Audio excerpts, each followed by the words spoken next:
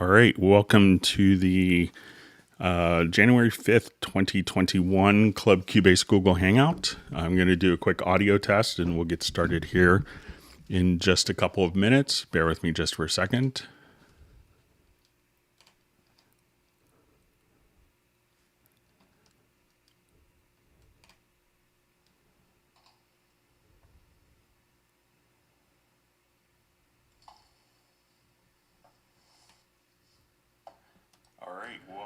Okay, so it sounds like audio is coming through fine on my monitoring computer.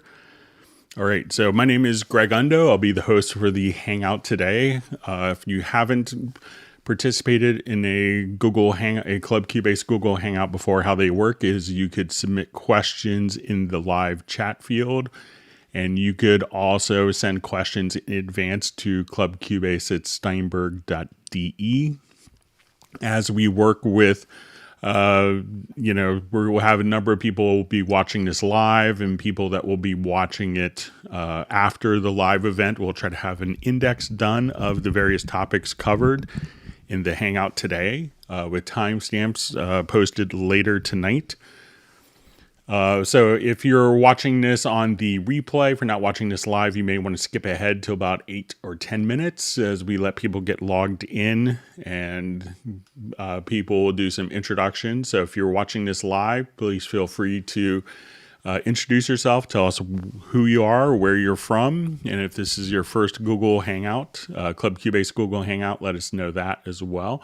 And we'll get started in just a couple minutes. As I mentioned earlier, my name is Greg Undo. I work for Yamaha Corporation of America as a Steinberg specialist, basically. So I'll be, hosting the Hangouts today. So if you want to, I'm presenting from outside of Washington, D.C. area in Alexandria, Virginia. So that's where I'll be. And if a couple of little ground rules. So if we could try to, sometimes the questions will come in faster than my ability to answer them. So if we could try to avoid, if you don't see a response to my question, if we could try to avoid asking the same question repeatedly over and over and over again, that just kind of slows everything down. So if we could try to avoid that. Also, sometimes if you'd let us know, I'm running Cubase Pro 11 on Windows or Cubase 10.5 Artist on Mac. Some of those details are helpful as well. So like many of you during pandemic times, my family is at home, so I may get interrupted by my son. You may hear my wife who's working directly above me. So I'll apologize for any interruptions. I'll try to keep those as minimal as possible. So let's go ahead and see who is on the Hangout. And we usually do these Hangouts. If this is your first time, we try to do these on Tuesdays and Fridays is what our schedule has been. So we see Sir Robert from Atlanta. Okay. So we see Vinny Sabatino from Orlando.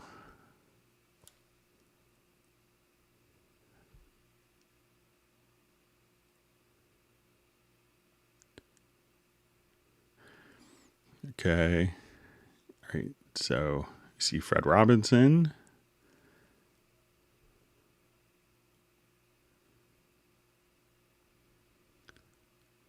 All right. So we have Columbia.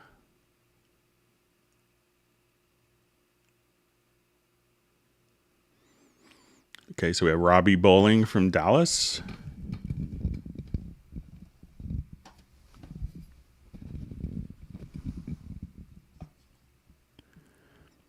All right, so we have Finland, Czech Republic.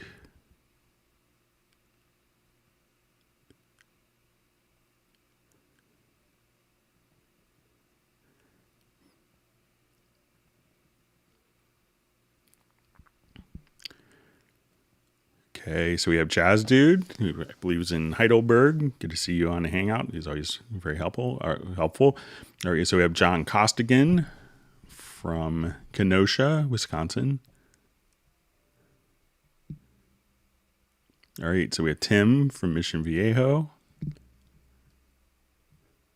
All right, we have Pablo Vasquez from Galicia, España. All right, we have Taylor from Pine Grove. All right, so we have Sir N96 from Soren from Sweden. All right, so we have Cyprus.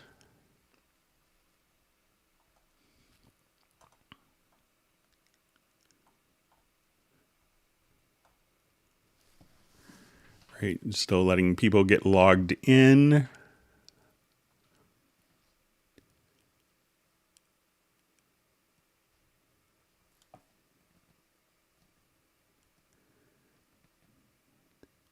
All right, so let's see who else is on. All right, so we have Stefan from Sweden.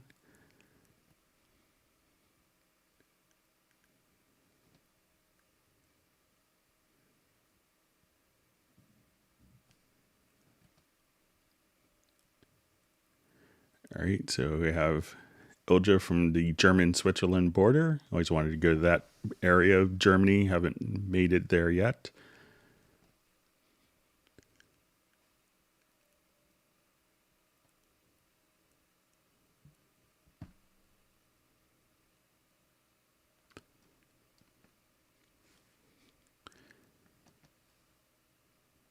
All right, so we have Drano from Hollywood. All right, so we have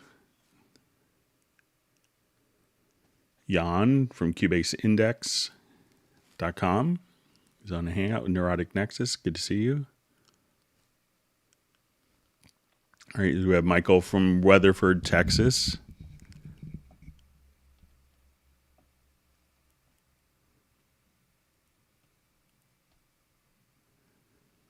All right, so we have Canada, Switzerland.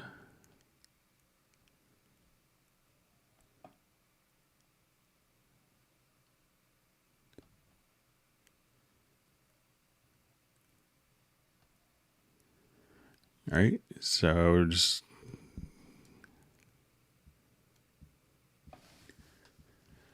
okay, so let's go ahead and get started. So we have 113 people. And if you guys want to, always feel free to subscribe to the Cubase YouTube channel or to hit the like button. So,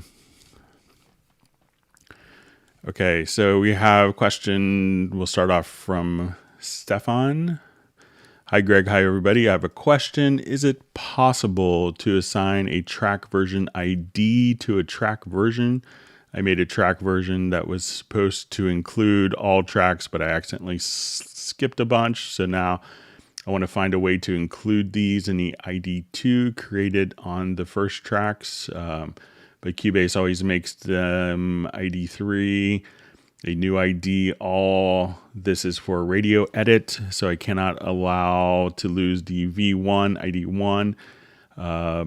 Do I have to reassign all tracks to completely new ID? So let's take a look. So let's say if I have a particular track version here. So let's say if we add a new version. So let's see if we just duplicate the track version.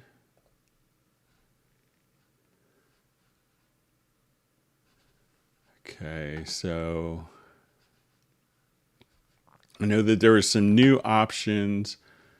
So you may have to, if you have a number of different tracks, you may have to manually rename. But you could also choose not to see the track version in the track name list. I think this is new for version 11. But let's see if we can rename the version. So say if I just come here, let's say if I just rename this to V2 instead, and let's go ahead and show the track versions here. So I will just come right over here and I'll just do this on a new project. Make sure I didn't mess it up by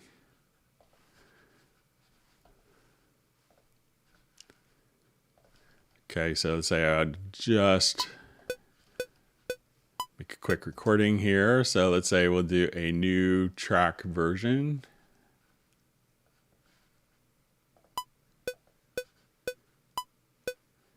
If you're not familiar with track versions, this will allow you to have kind of parallel tracks that you could switch between. Okay, so let's say, and we'll see this indicated as like version 2. So we can see the different track versions, and these could be kind of labeled accordingly. So when we go to version 2, so let's say if I wanted to manually change the name of this, so let's say rename the version. So let's say if I just wanted to make this all from version 2 to version 4, that you could just rename the track version. And let's see if we could do that for multiple tracks easily.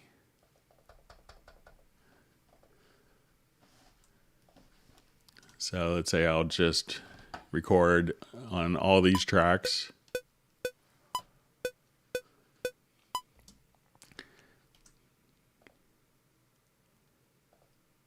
And we'll do new version to all of those. And we'll do this one more time.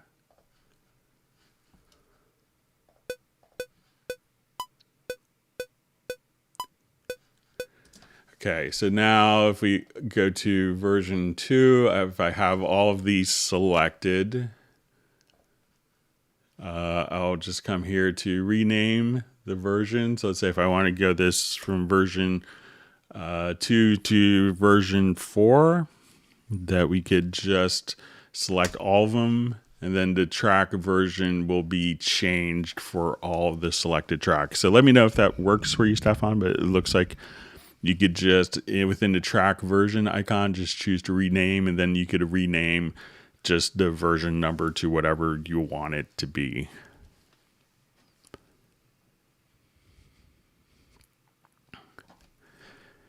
Okay, so we have a question. Hi, how can I duplicate a part with all of its automation?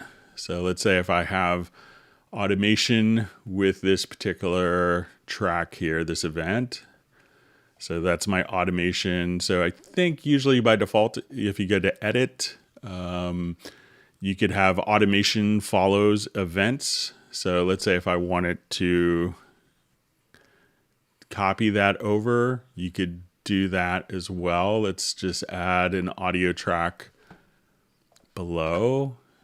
So let's say if I want to now copy it to a different track, let's see if the automation is carried over. So if that automation carried over, so let's say if I hold down my Alt Option key here, so we're gonna take that, we can see the automation has been carried over here, and we just need to make sure that on a duplicated track that you have the read automation turned on, and then it will just have the automation just follow the events on the same track to different in different times, or if you wanted to take the material to a different track and have the automation, just again come over here to edit and make sure that, I believe this is enabled by default, that automation follows events is enabled.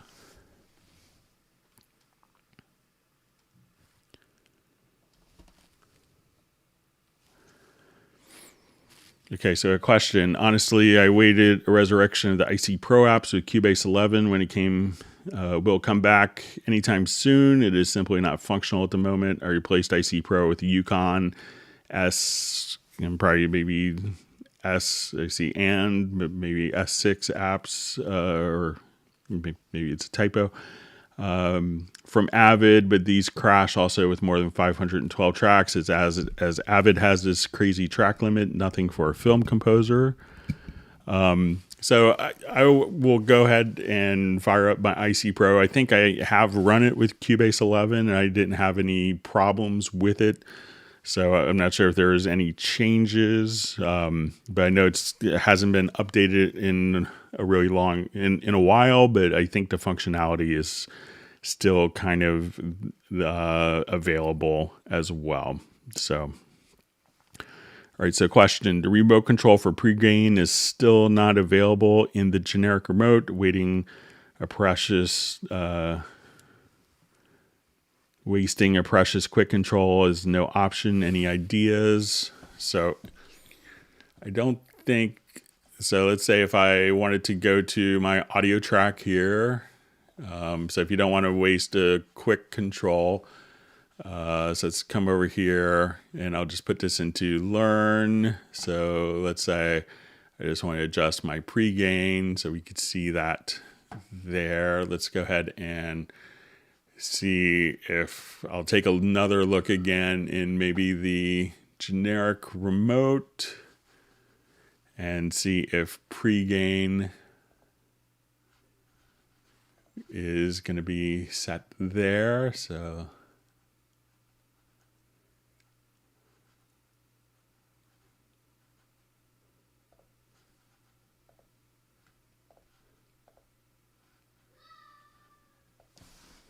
right.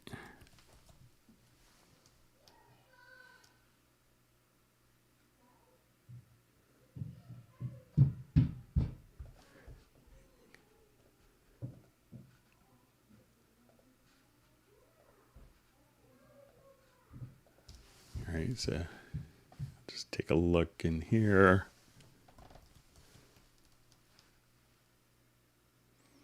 So it doesn't look like I see the pre-gain. Let me just see if it's.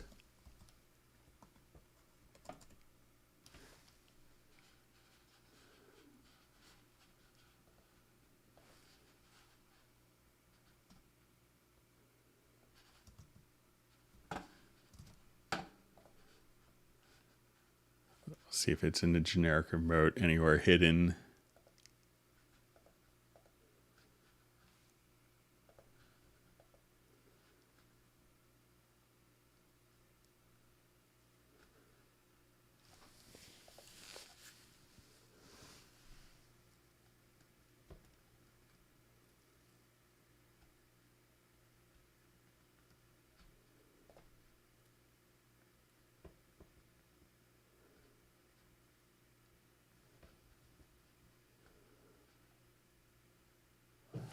So I don't see it listed.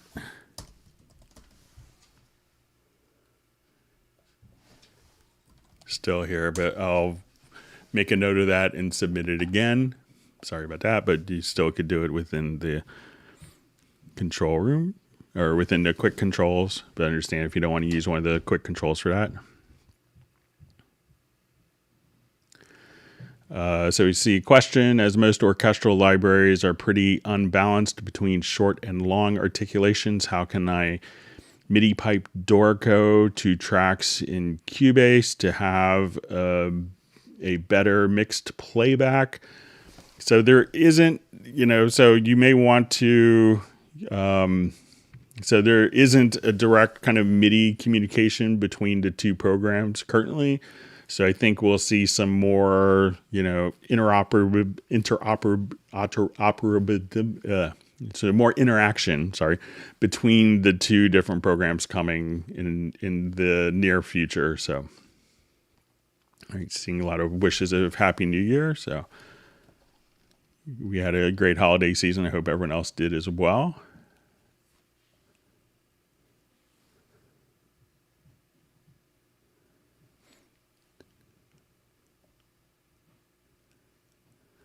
Okay, so just okay, so we have a question. I really need to create folders in the mixer section 2. Second, in the mixer view, hide faders, rack, and see the routing sends insert rack full screen. Steinberg should think about this thing. So currently there isn't a way for folders in the mixer. So, but what people can do is, if you wanted to see, like, let's say if I have all these particular tracks in a folder. So, at this point, let's say if I have, let me just add a number of other audio tracks. Okay, but I only have these particular tracks in the folder. So let's say I will just right click and we'll move the selected tracks to new folder. So, and as you want to, if you have these selected, I think we could go into the visibility. And if you just hold down the shift key, you could have that folder and you could choose to sync the track and channel type filters. So if I wanted to, show all of my tracks or just different tracks. So you could, if you need folders in a mixer, they can be synchronized currently, but there isn't a folder in a mixer per se. But you could just also have your different user configurations here. So if you say, okay, I wanted that as a preset, or I wanted to show, all tracks in my project, or I only wanted to see these particular folders, you could do it from kind of the visibility tabs.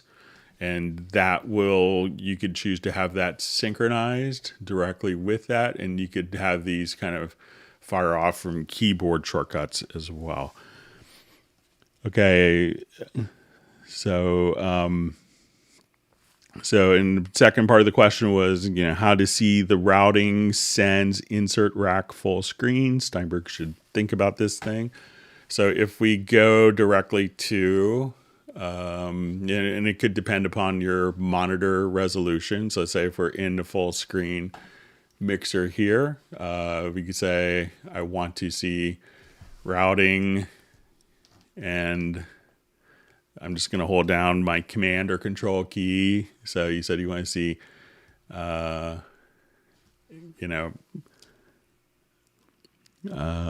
just make sure. So it says, and see the routing, sends, insert rack full screen. So there you could see all of your sends, your inserts, and routing directly here. And you could, choose to have your mix console, certain parts activated or not activated. So if you wanted to go to the little settings cogwheel, you can say, I don't want to see the EQ curve at the top. And now as you come over here, you could choose to see your routing, inserts, and sends. And as they grow, so let's say if I just wanted to come here, we could, if we have a number of different insert slots, you could just, have all of these, inserts kind of grow as you see fit. And you could choose to have all 16 insert slots available or just see the active inserts.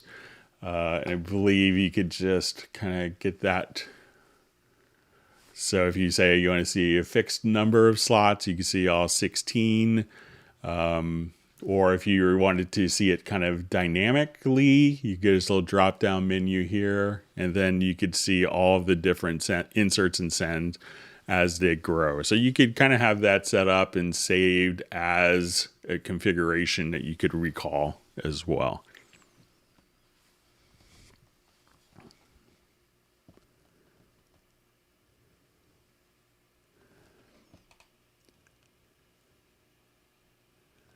Okay, so we have a question. Hi, Greg. Greetings from Colombia. Why I have 10 milliseconds delay rendering audio, and when Yukon update for Avid control surface.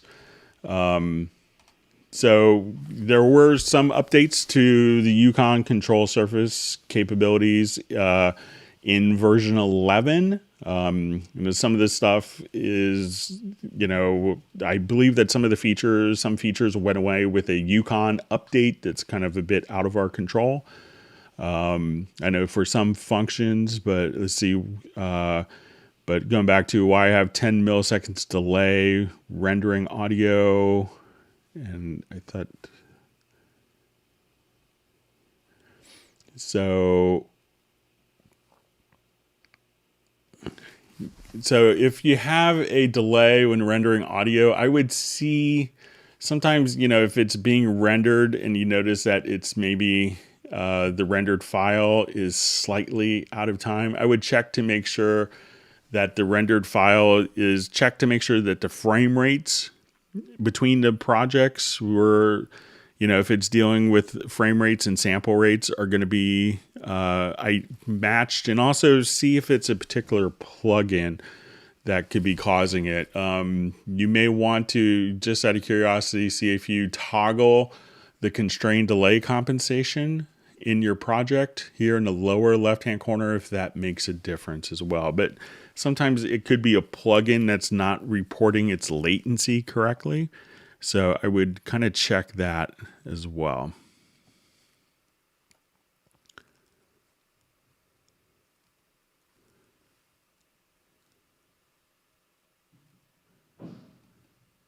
Okay. All right, so good to see Uno from Finland on the Hangout. Okay, so maybe a further clarification on the 10 milliseconds from Carlos. The new audio file after rendering has 10 milliseconds more starting playback. So it could be, some of the settings, I wonder if there's like effects or something like that, or if it's set to maybe a 0 crossfade for the editing. But if you have like a particular file, check to see, if you have plugins on it, but some of the plugins may cause that. And if you're doing based on the audio file itself, or if you're doing it from locators. So if you're rendering in place directly from this particular file. So let's say if I have a drum loop over here. So let's say I just have an audio file and I want to, we'll check the length here.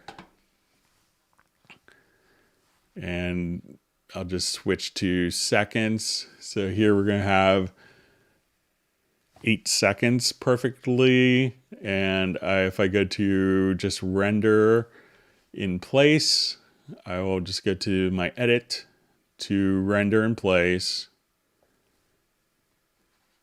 And I'll just do a quick dry or render. As you can see, that's going to be 8 seconds, the same length as this. So see if you have, if you're doing a render in place, if you have, check to see what your settings are for the render in place. And, if you have effects here, see if you get the same length if you do dry or with different channel settings as well.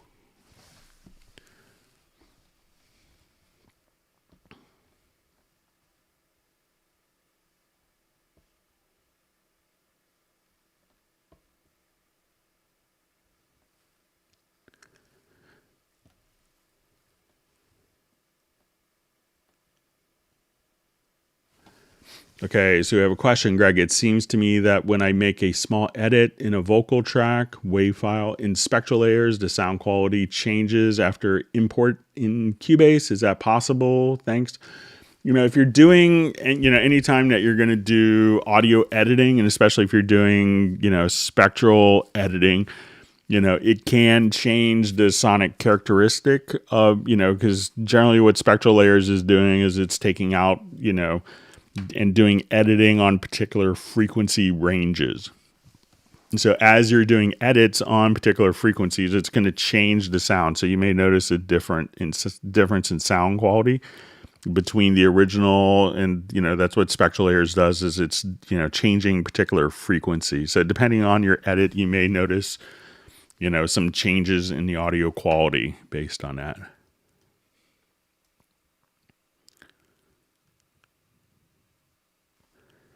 See, nice comment from Jazz Dude. I hope Greg had some time to spend with his family and is chilled. The episode, great 2 4-day weekends in a row with family. So it feels good to be back at work. So it was probably just the right time. So see, nice New Year's wish from Millard. Okay, so we see a question from Tim. From Mission Viejo. Can you show me ways to apply velocity in a drum editor lower window? Thanks. So let's go ahead and I'll just do a quick pattern here. So let me just grab a MIDI part from Groove Agent so I don't have to make a horrific drum pattern.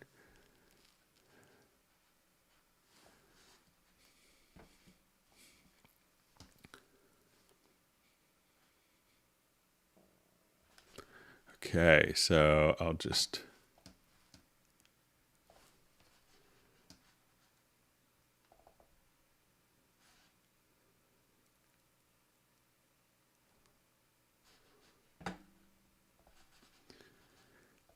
All right, so let's say...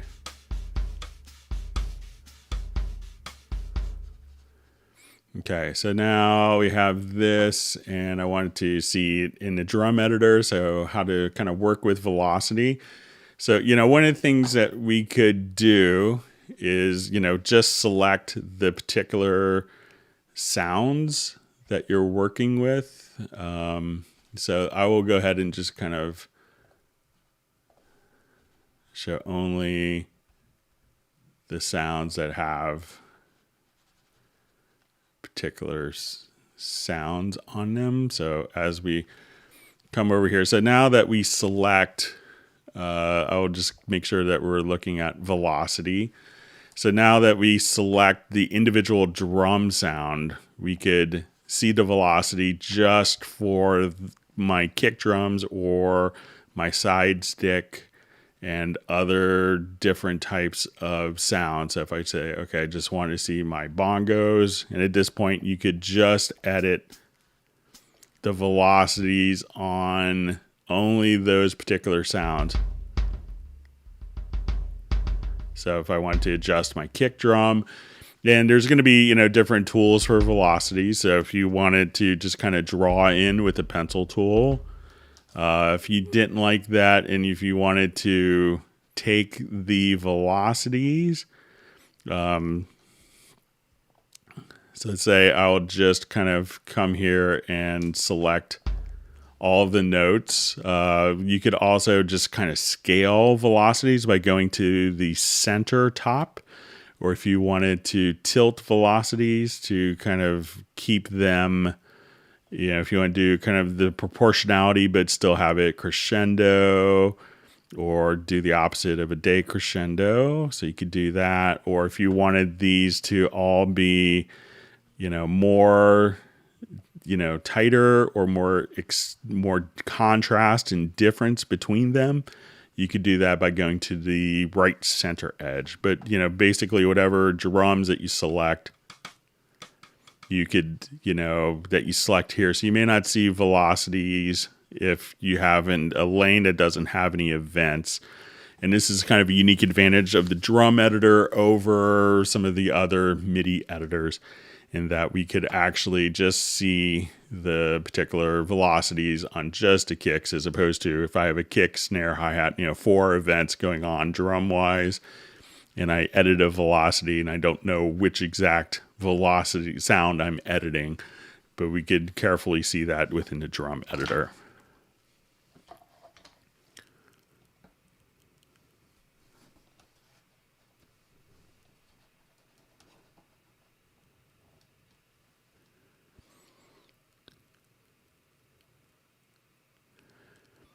Okay, so we see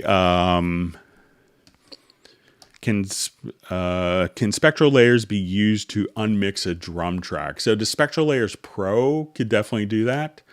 So when we go here, so let's say I will just take my Spectral Layers Pro here. So let's say I have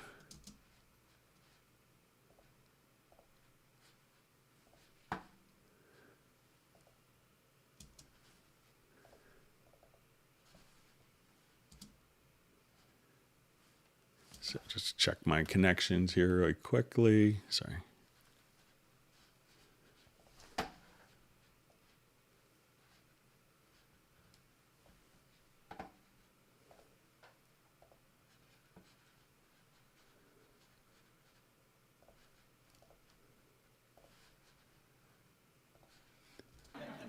Okay, so let's say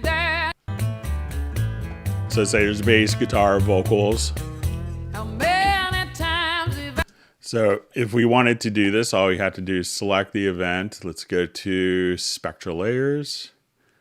So we'll go to audio to extensions.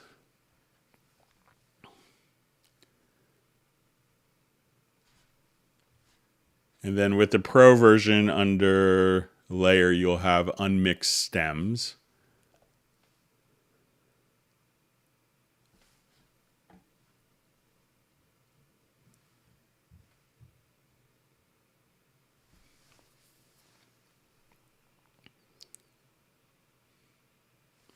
So it's doing its voodoo magic now.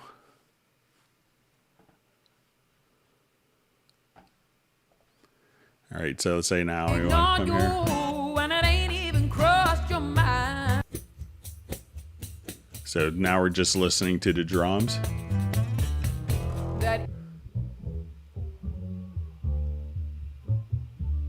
And you're blind. I don't mean to be unkind, but all the reasons I left you so behind, if you wanted to mute the drums, I just have to remember I don't care about you anyway. I don't care about what you've got to say. So once you do the unmixed stems, you'll have vocals, piano, drums, bass, other, and others often guitar. So you could definitely do that. So that's all you had to do. So go to process and then just choose to do under layer, unmixed stems, and you'll have the drums directly within there. Okay, so let's move on to next question.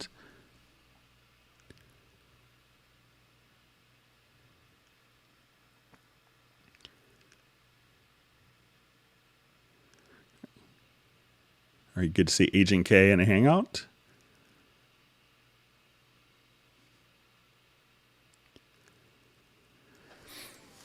All right, so we see a question. Hey, love these. Thanks. How can I quantize to drum map snap? So let's say if I have,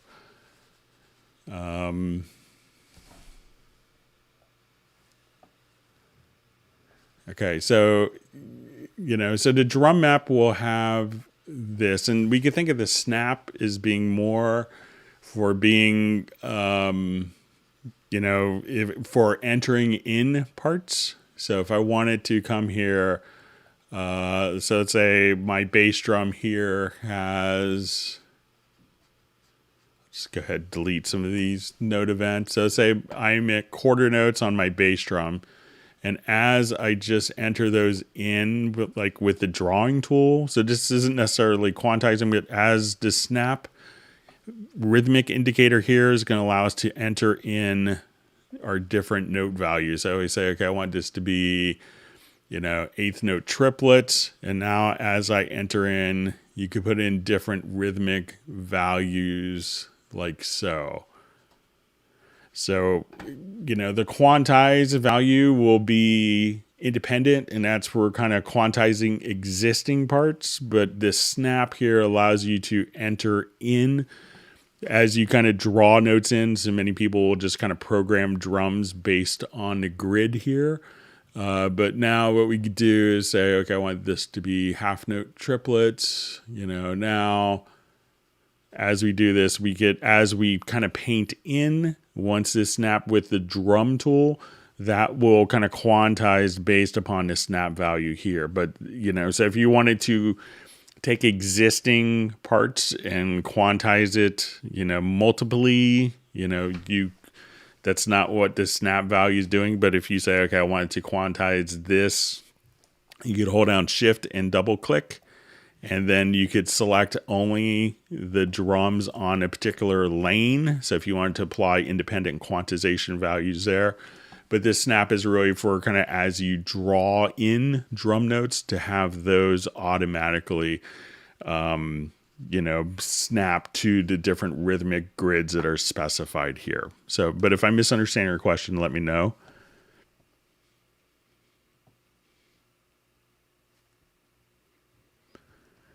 Okay, so this may be a continuation of our previous question, but Greg, under Studio Mix Console, can't I hide the mixer rack and see only the rack of sends, routing EQs, etc. Full screen. So if you want to hide different elements within the rack, so let's say if let me just activate this project here. So let's get to the mix console.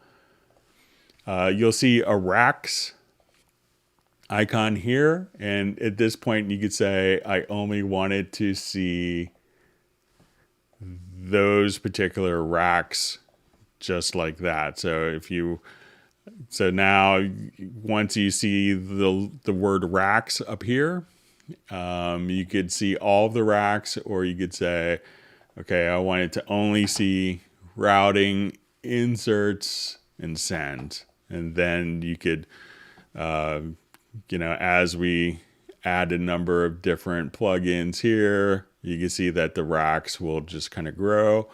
And you could have, again, just to the right of the racks, you could have fixed number of slots for each of these. So you could see your sends and kind of, change the height of different components if you wanted to. So, and at this point, let's say for different components that are going to be kind of mixed in, I could say, let's get rid of the pictures and the channel latency view. So now I could see all 16 racks. I could see, and also we could choose to see, multiple sends here. And you could think there's also a little setting where you could say, if you want to see all 8 sends, you could see those here as well with these little settings. So you can say, so if you want to see inserts with the channel control, so you could do that. So you could kind of customize that, your inserts and sends, differently as you see fit. And so just like that. So let's say I will just go to the right and we'll say show inserts is just the plugin names. And now when you come here, you can see all 8, you can see your different sends, inserts, all available in one view.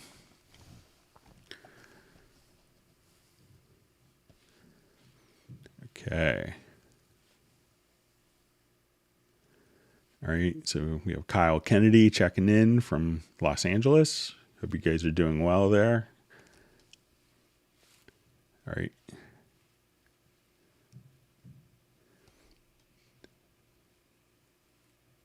All right, so we have Mark from Holland.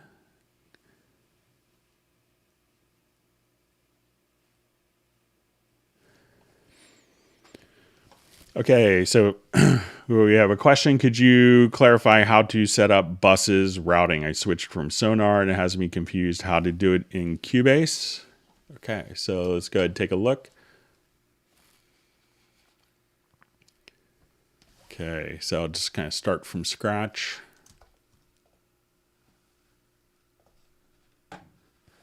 Okay, so let's say we'll start off with 8 audio tracks. Okay, so we have 8 audio tracks here, and all of these tracks are now being sent to our master bus, our stereo out. If I wanted to select a number of tracks, these 8 tracks, and send it to a group, let's say these are my drums, I can come right over here, right click, and we go add track, and then you'll see add group channel to selected channels. So now as we do this, we could have our group channel, and this would sum the sound of all these channels. Let's say all of my drums would be summed directly to this particular group channel. Now, another way to kind of group, to control the volume, and this is especially handy if you have automation that's going in kind of contrary motion, and you didn't want to affect your levels of sends, is to take these and add a VCA fader to the selected tracks. So the VCA does not sum the audio itself. And so you're not going to, this doesn't actually kind of capture any audio sources. But if you have a lot of existing automation where maybe this track is going up while this one is going down, you could kind of bring your VCA down, and like that will attenuate all the tracks when they're in contrary motion and not affect the relationship of these tracks to their effect send. Now, if you wanted to do this for effect send, you could just take the selected tracks and send them to an effects channel. So say you want these all to go to reverb. So now when we go to our sends, this has automatically been routed to that particular reverb plugin. And for each track, we could set the balance between wet or dry. If you already have an existing audio, let's say we have an audio track and this wasn't included when we first did that, at this point I could say I wanted this particular track to, instead of going to the stereo out, I want this track to go to the group. So we could do that, or we could have this track go to the VCA. And if we go to our sends, where I have this revelation, this reverb plugin that we see here, I could also just say we're going to go to the sends, and now we could have the wet dry ratio to an existing effects channel. So, and from this sends, you could also, just as you can on a normal recording console, send it to the group. So if you wanted to send more signal or less signal to the group that's independent of its volume, you could do that and attenuate how much of the signal from that track is being sent to the group or to the reverb send or effect send directly here from the sends as well. So hopefully that helps. Let me know if you still need, if that's still unclear, if there's a particular aspect, Corey, that could be clearer for you. All right, so we have Canada, Hungary, Switzerland, Rome, Toronto, Minneapolis. All right, and Fall River, Massachusetts. Okay, London, Greece.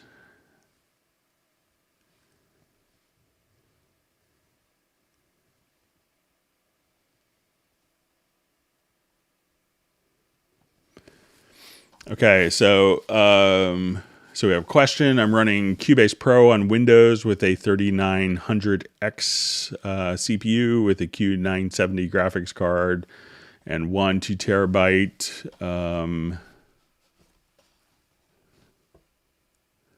1 2 terabyte Generation 4 NVMe SSD. The question I have is, when I render, the CPU is not maxing out. How do I utilize all cores to that so that the CPU is more than 90 during rendering? So, as you do rendering, it's going to actually be processing all of your different plugins as well. So, and those plugins, as it's being processed, those plugins themselves, depending where they are inserted within the signal chain, like many plugins don't utilize more than one CPU core. So, depending on, as you're using the different plugins, you may notice that, when you're working with that the plugins themselves aren't going to be scaling. So when you do the rendering, it's going to reflect that. So, so I think it's going to be set up to, how the plugins themselves are organized within your project. And if the plugins themselves, most of them don't utilize multiple cores. So, if your project has plugins that are kind of spread across different instances so that it can utilize different cores better, then you'd probably see more of the CPU utilization. All right. All right, good to see Matt Elliston from London again. All right. All right, people checking in from Italy. All right, South Africa. All right, so we have Danny. This is his first time here. Glad he made it. Welcome to the Hangout.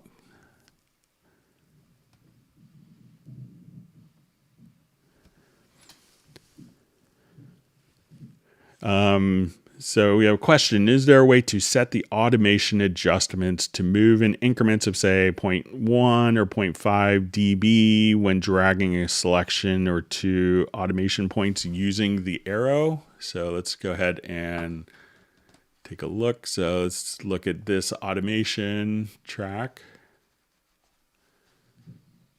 Okay, so let's say if I wanted to select a couple of automation points. So if you wanted to, just do the info line, here you could go in kind of various intervals. And I think sometimes if you hold down the shift key for a lot of the controls in Cubase, here we could go so let's say we're at 12. So without just using my mouse scroll wheel, that will kind of go up in finer amounts. But if you hold down the shift key, this will take you down to basically, a tenth of a dB at a time. So try holding down, as we adjust. Let's say I wanted to take all these points, and as we adjust, so if we just adjust here, and let me see if it doesn't look like when we're doing it this way that there's fine control for the adjustments. But if we do from the info line, that you could select a range of automation and do that. And if you hold down shift, that will give you fine control like that. So try doing it from the info line, and you could do fine control adjustments right there, just holding down the shift key. All right, so we have Stefan from Heidelberg, Germany. All right, and Danny from La Crosse, Wisconsin. See, comment from Pablo. Thanks to the guys who participated in the Zoom. That was a lot of fun. For the Christmas, we did a little Zoom hangout afterwards. Maybe we could do that more often. All right, so my chat field just jumped on me. Bear with me just a minute. I may have lost some questions, but I think I'm okay.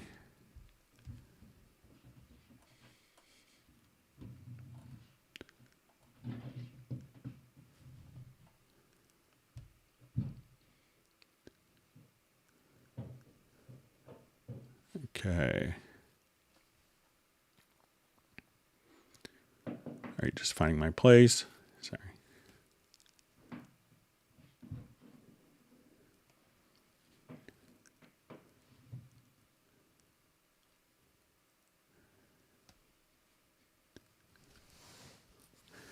Okay, reading through comments here. All right, good to see Gant from Silver Spring. All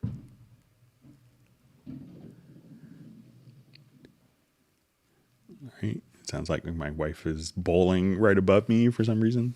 She's usually don't hear that. Sorry for the interruptions. Okay, so we have Tony Matola from London. We have Philippines. All right. All right, so we have India, Italy.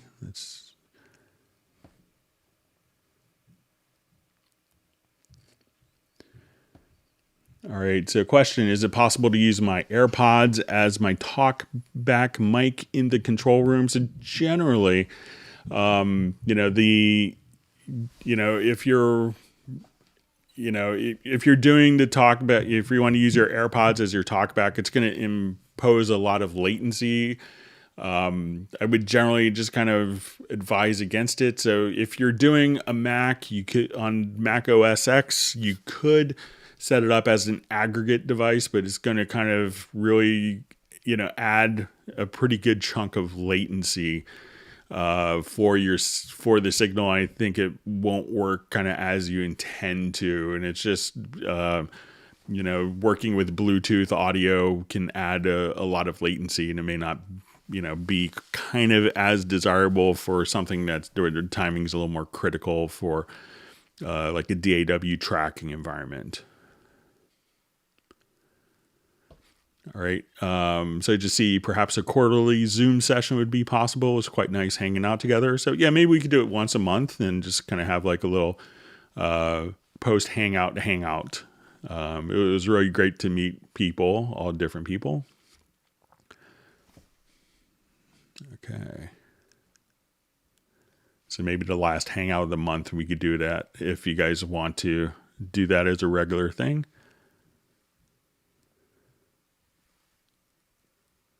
All right. We see Brianna from Yotown on. That's good. All right, so we see Neurotic Nexus is getting his new hardware tomorrow. It'll be AMD Ryzen 7 5800X with 32 gigs of RAM. So he's excited. Congratulations. I need to get a new system myself, so I'll have to wait till after taxes, see if I get hit for my house sale.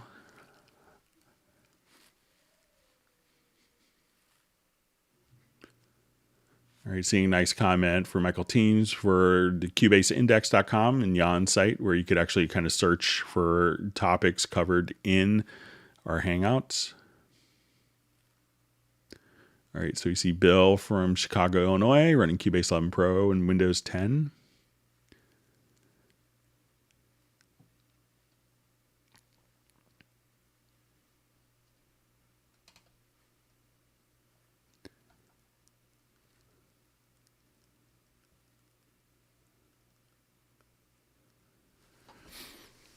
Hi, Greg. When I duplicate a track and edit the duplicated event audio, the original track gets edited as well. What is the fastest way of only affecting the duplicated track? So this is a preference, because a lot of times when we duplicate a track, it's using the same exact audio file. So let's say if I come here,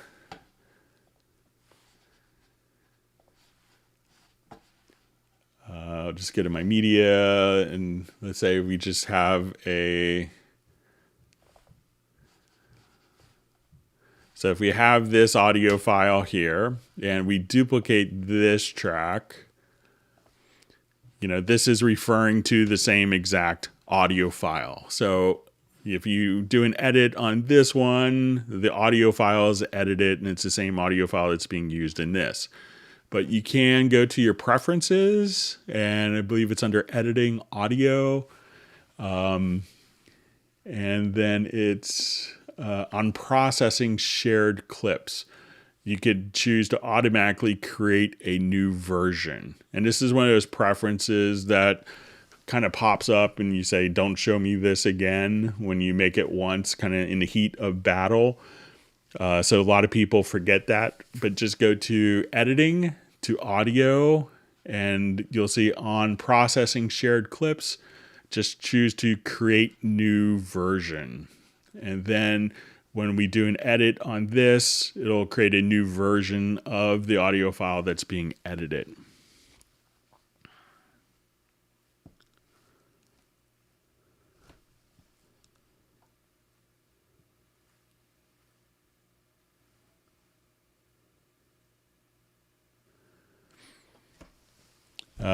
So I just see Kyle Kennedy's, since we're talking hardware. Anyone else see the Linus Tech Hackintosh vid this week? He said they wanted to do an audio benchmark. What would that even be? So I haven't seen that, but maybe if you want to send a link to me at clubcubase@steinberg.de, if they're looking for a way of doing a benchmark, I could definitely share some insights on that.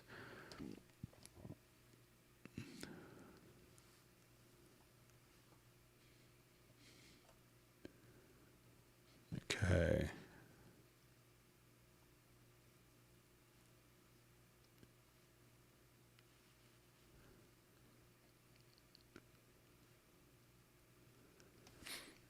Okay, so I just see a question. How do I change the speed of a project on Cubase, please? Okay, so let's go ahead and kind of show a particular project.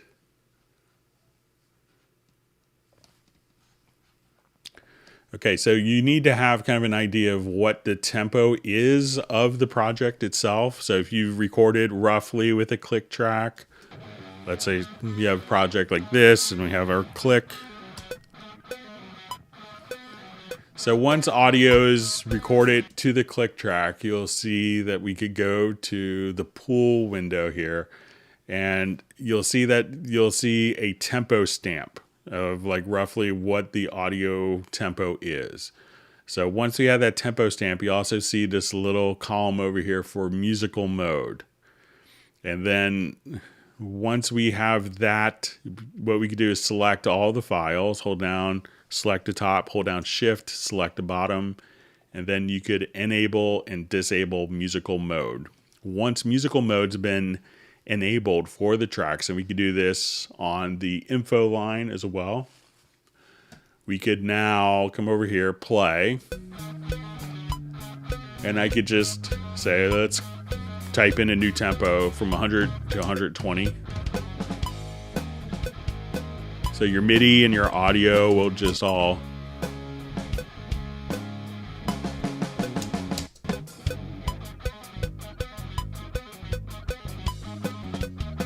say 144 or 96 beats a minute. So once all the tracks have kind of a tempo stamp, you could just place them into musical mode, either on the main project window or on the pool window under media, and then just type in a new tempo in the transport bar, and it'll be kind of like a tempo parasite. So just going to follow that parasite. It's going to follow the tempo, and that's all you have to do.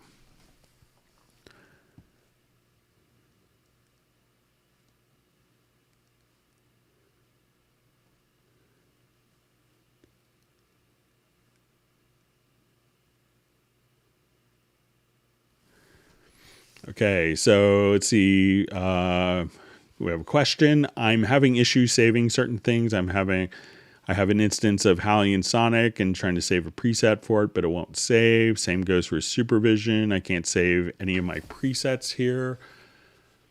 So when you do this, it's one thing to check is to make sure that, I haven't had any problems. Let's say if I come over here, and I just wanted to have an instance of Supervision.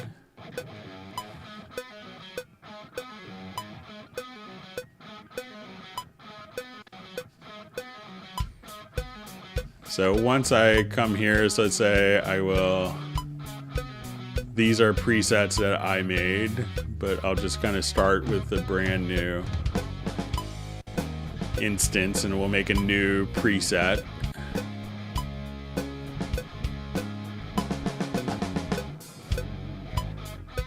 So let's say I will come here and let's make this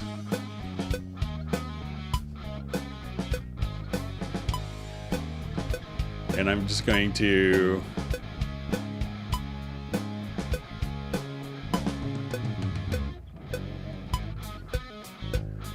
once I have this done, we'll come here and say preset management, and I'll just say save preset. So I'll call this January 5th, 2021.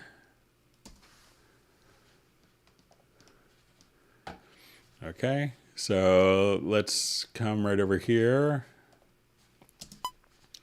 So as we have this, I'll go to Supervision. And here's our January 5th, 2021.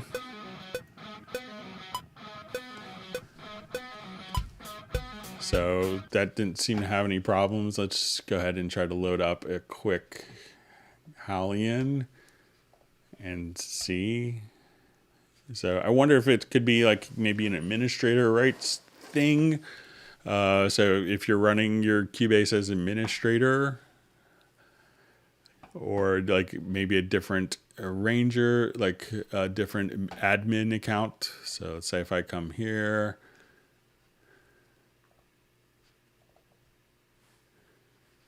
and so we'll take this and let's go ahead and edit. Sorry for hitting the mic.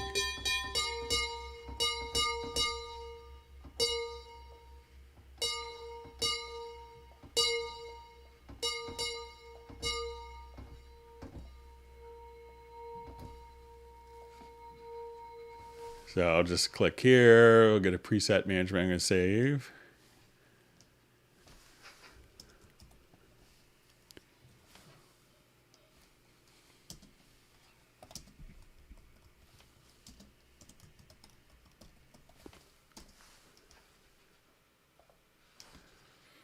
Okay, so now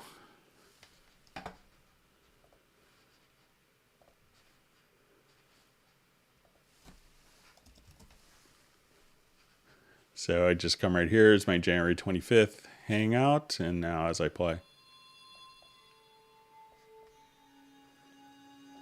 So I would check to see if it was maybe like an admin account, or run, right click on the program before you run it and say run as administrator, and see if that makes a difference for you. But that seems to be working for me as expected, Danny.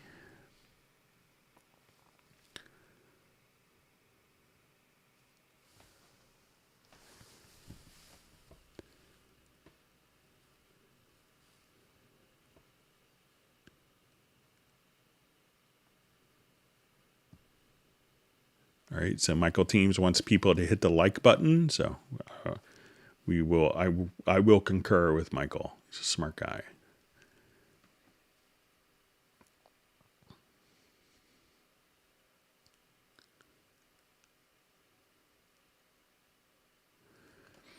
Okay, so we have a question from Matthew Elston. I believe he's in London.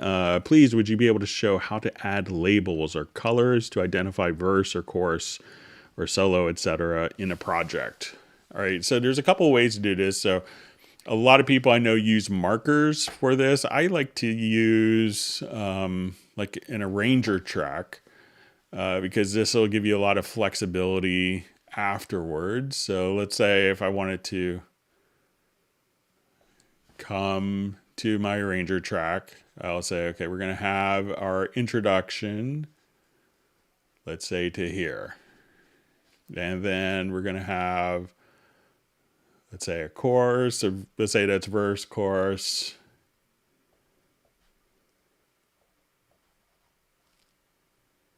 So let's say roughly this is our arrangement. So I think you have to hold down Alt and double click, and then we'll say intro / verse 1. And for B, so Alt or Option and double click, chorus 1. So come right over here, verse 2,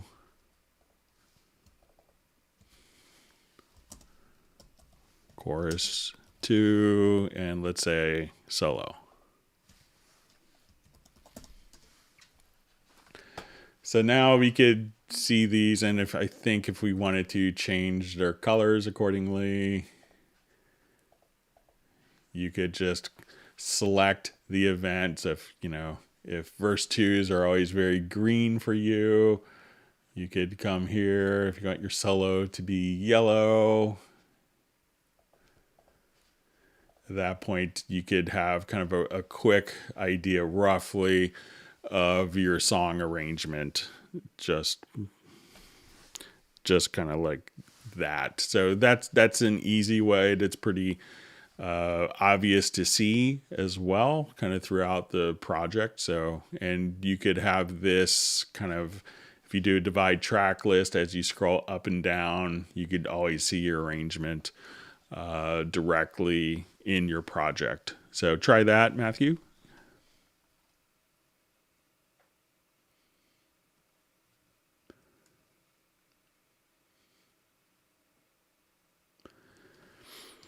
Okay, question. In Cubase 11, when I add an effects plugin and track inspector, sometimes it turns dark and I can no longer open and edit its settings. Why? Okay, so let's say it's probably to deal with the constrained delay compensation being enabled. So if I have this turned on, and the concept is this will allow you to record audio and record MIDI, like for virtual studio instruments, virtual instruments, VSTIs. They'll allow you to record those with, with more responsive latency by bypassing particular plugins. So let's say if I wanted to come here and add an insert of a multi-band compressor, which could be a latent plugin. So say if I had a multi-band compressor, it's now when I come here, it's disabled and I can't turn it on. So, but if we click on the constrained delay compensation button, now that will become enabled and it could allow you to edit those particular settings. So you probably just need to come right over here and just turn on and off toggle the constrained delay compensation and turn that off. And as you do that, those plugins may add more latency. So that's why you kind of could temporarily bypass them without having to go through your entire project. You could just say every plugin that's causing latency during tracking, let's bypass that and just record directly through. So just try disabling the constrained delay compensation here in the bottom left-hand corner on the transport. And that will probably do the trick for you.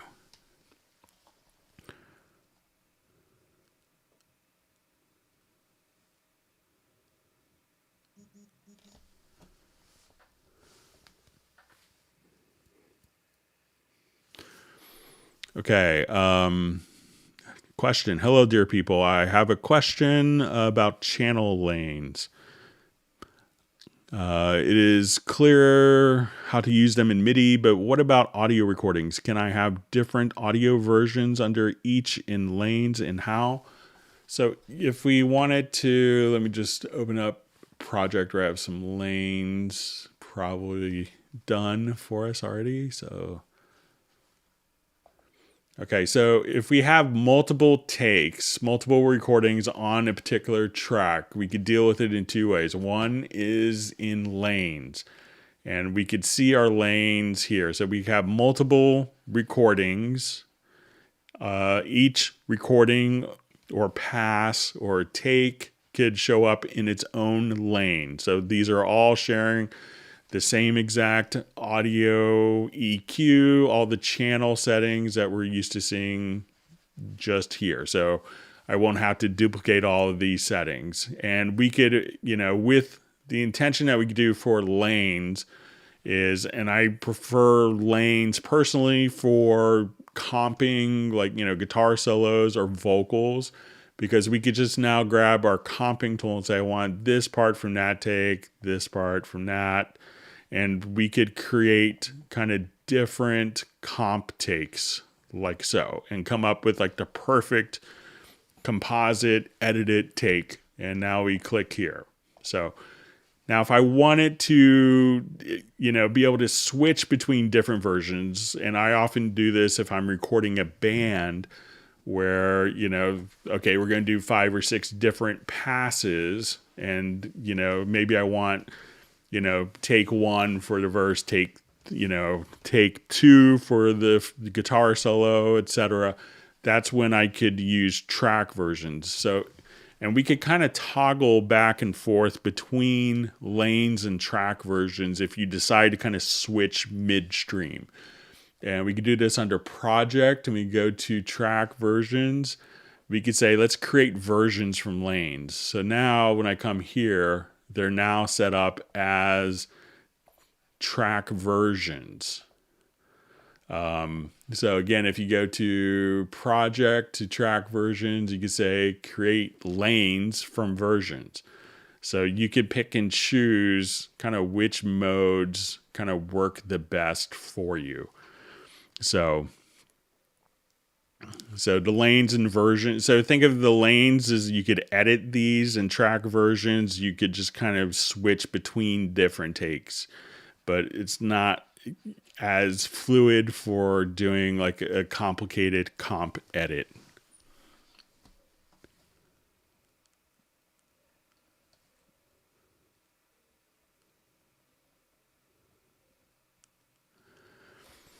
Question. Hello. Is there any option how much time I work on a project in Cubase? I've passed on the idea for a plugin. It's just kind of a counter, for people that are doing billing. But I passed that along to the team at Steinberg. But I believe that there is a shareware plugin. So I know some people will just put it in like the master bus or in the control room.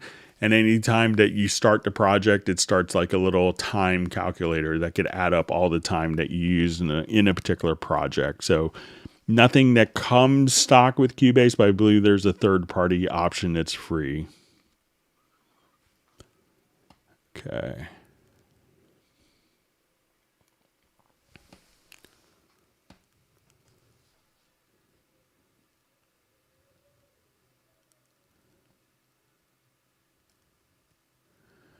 Okay, I just see from R.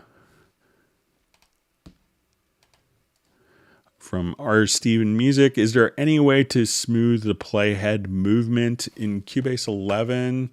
So it's always seemed to, move pretty well for me. So I know like if you have like the metal acceleration on Mac, so say if I just zoom in here.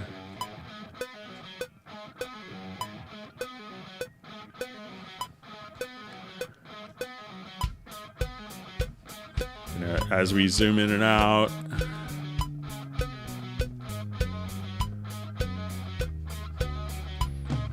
So, it seems like I don't have any issues with the playhead position. There's on PC, there could be a lot of variables with, different display drivers, but if you could maybe give a little more indication of what platform, but I haven't really encountered many performance issues where I felt like the playhead, and I run Cubase pretty regularly on 4 or 5 different machines. So, but if you could let us know, all right.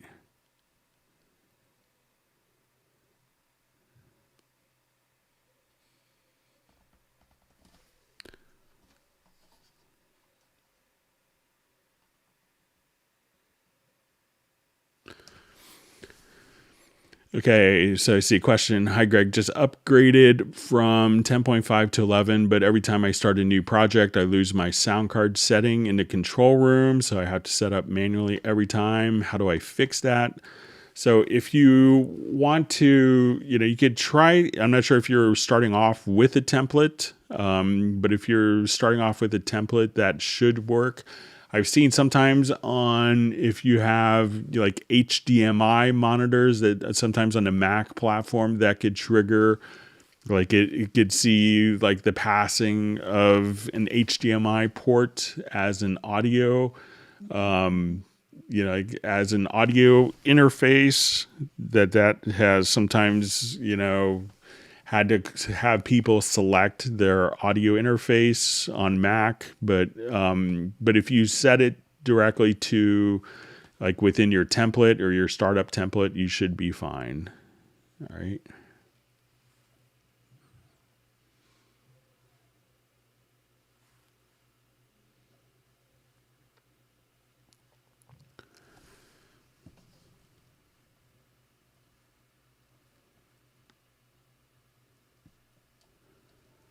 Okay.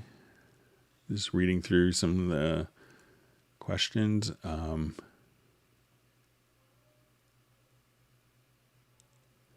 right, so just seeing kind of a little discussion on colors and like color choices. So let's go ahead and show a little bit of So let's say if we have a chord track, so I'll just come here and add a chord track quickly because this could make a difference in how this is displayed. So let's say if I have a chord track and we have it set to a C major chord and I have a MIDI part here. Okay, so one of the options is you could colorize based upon the scale or chords. So as I come here, let's say I put in a C sharp in the key of C, that would automatically make it red. So if I put a C note, that would be within the actual scale. So we could, just colorize again, based on the scale and chords. So you could see exactly which notes, are going to be in the chord or out of key. So red would be out of key. Within the Very Audio editor, you could also, if you come to, let's say if I wanted to go to Very Audio, you could see this as well. So let's say we go to our Very Audio and we have it do its analysis, and we choose to colorize based on the chord track. So here you can see, these green notes are within the actual chord, red is out of key, and blue is within the actual key, within, not in the chord, but within the key. So, and if you see a bright blue note, that indicates that it's within a chord, but the chord tone itself is out of key. So.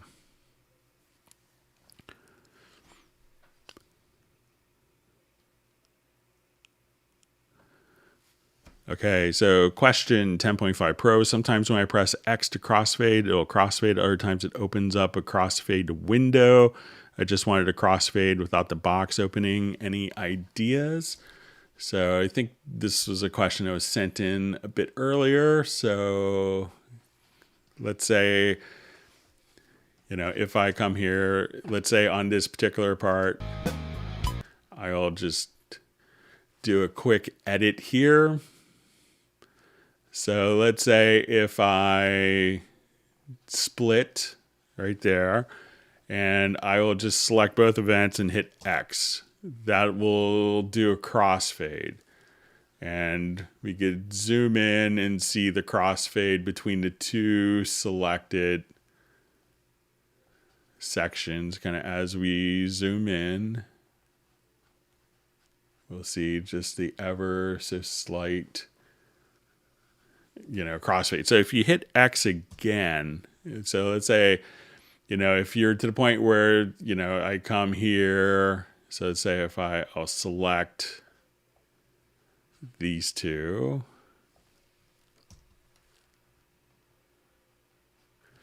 So we see the crossfade, and then if I hit X again, you'll see the crossfade editor. So my guess is that there's already, usually when you hit the X, it's going to do the crossfade. And then if you hit the X while there is an existing crossfade, that's when you get the crossfade editor to open up to edit the crossfade. So if it's opening it up, that means that there's a crossfade that's already present.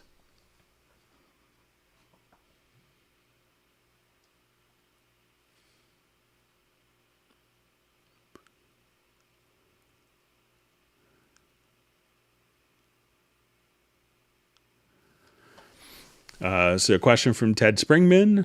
Hi, Ted. Hope you have a Happy New Year. So do you know if overtones get affected when Cubase does pitch correction on the note's fundamental? So, the whole note will get, so if we do pitch shifting of an audio file, so let's say I'll just drag in a particular file here.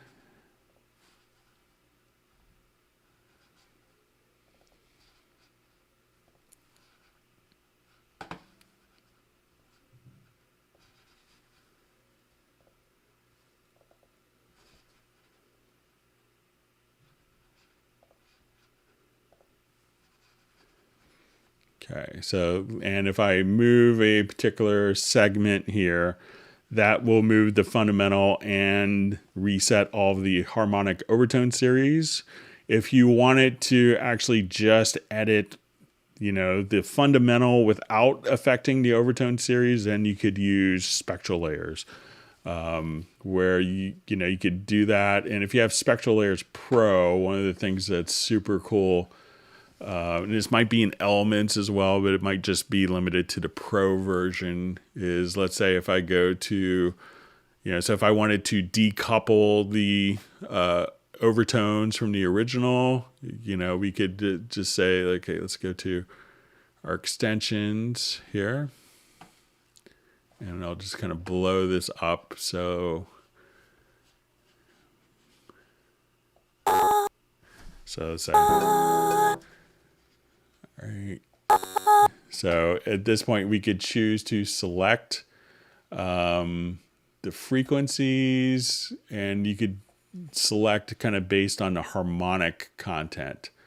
So as you make a selection here, you could choose to, to deselect the fundamental, or, you could treat the overtone series kind of independently. So once you kind of see so let's say this is our fundamental here. So this would be our first overtone. Then you could delete and, alter that. But generally, when you go into Vari Audio, the overtone series will be affected with that.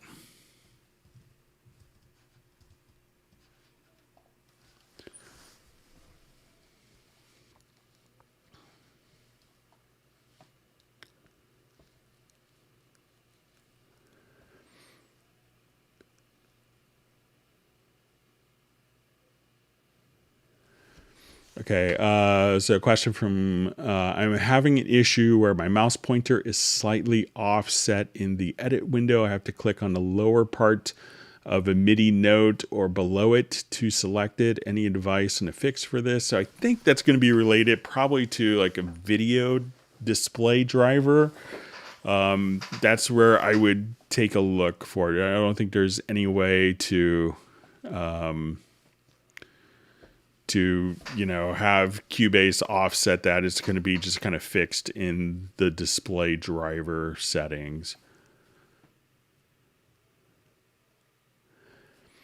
All right, so going back to Spectral Layers, does Spectral Layers have a way of automatically split overtones onto separate layers?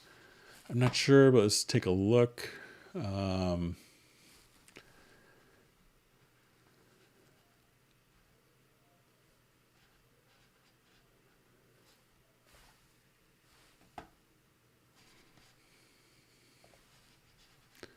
Okay, so let's say if we go to the overtones,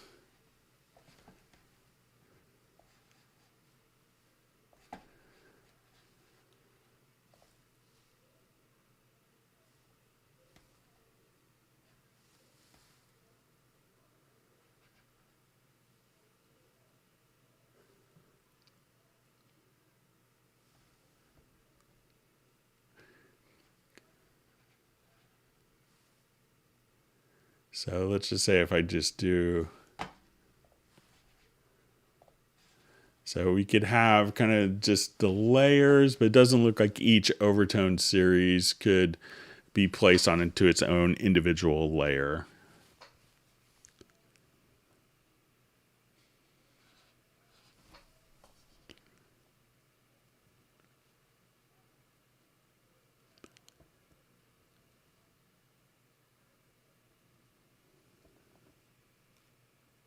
All right, so I just see please make plugins and UI like Ableton Live. So I don't run Ableton Live, so if you could maybe give a little more context. But obviously there's different use cases for that.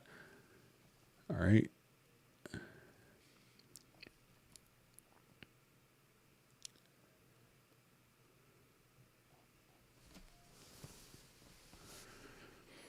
Okay, so question from Rude. Hi, thanks for your time as always. Is there any possibility to create hit points to several tracks at once? Thanks in advance. Greetings. All right, so let's take a look.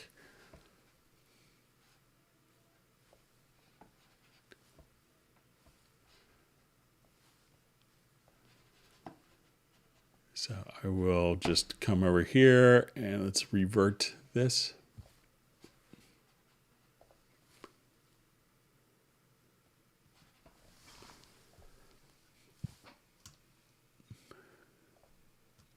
So let's say I'll do a kick, a snare, and a hi-hat. Now, as hit points, as audio is recorded, generally by default, hit points are automatically calculated upon recording. But let's see if we could do this. If I do, I'll just see if I could group them together.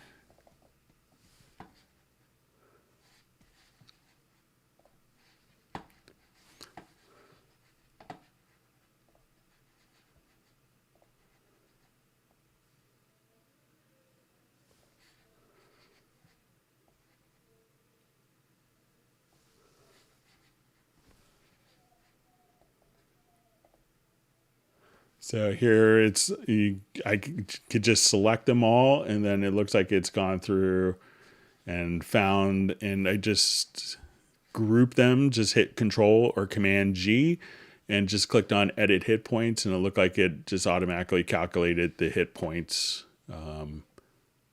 So as I do this for all of them, let's set the threshold.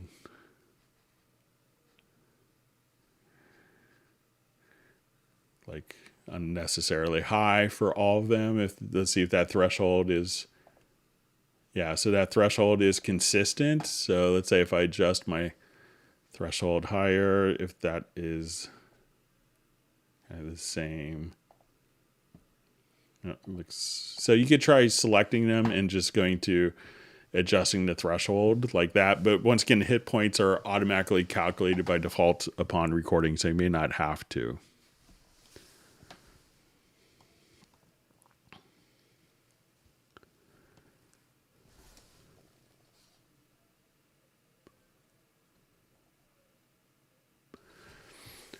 Question, Cubase 11 Pro, can I add custom graphics in place of the gray default VST icon in the right pane when I've set up, added a hardware synth?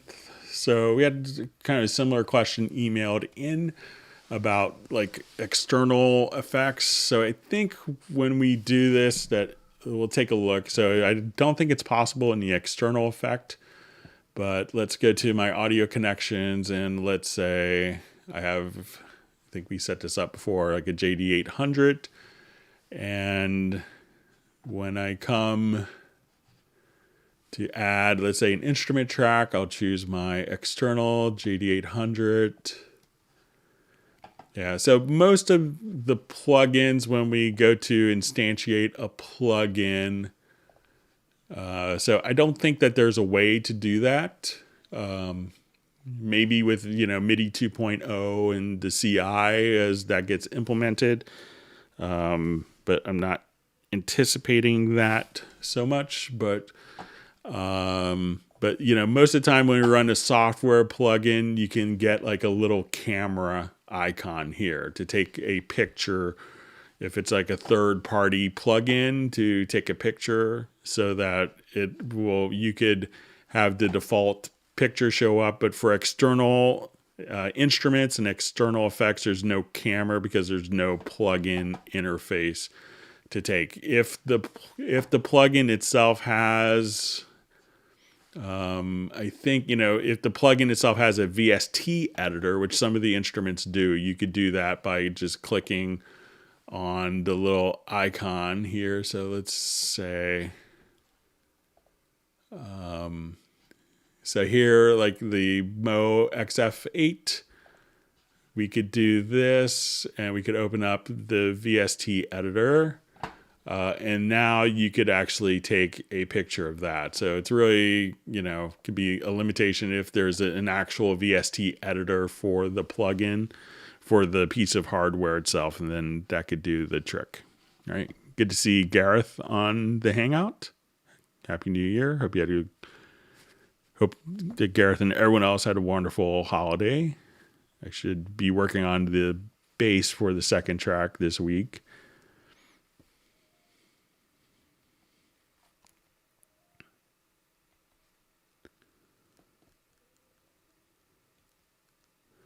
All right, good to see John from Chattanooga, Tennessee.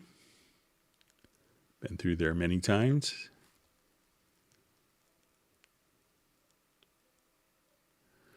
Okay, so Jay Forvice, hello. What is the best way to avoid latency when recording and monitoring live vocals? Thanks. So, the best way is a lot of people I see when they go and start mixing, they have lots of like a full mastering chain. Some people send me to projects and they'll have like 12 plugins on their master bus, like they need 7 different types of compressors on the master bus. So anytime that you have a plugin that's active in the system, that is, we could think of it as having a tax, and the tax is latency. So, try to have fewer plugins in the signal chain, because a lot of people will crank their buffer all the way down. And you could do this and just say, okay, when I go to my control panel, I'm just going to crank the buffer all the way down to get latency low. And then they just shoot themselves in the foot by adding a bunch of latent plugins on the back end.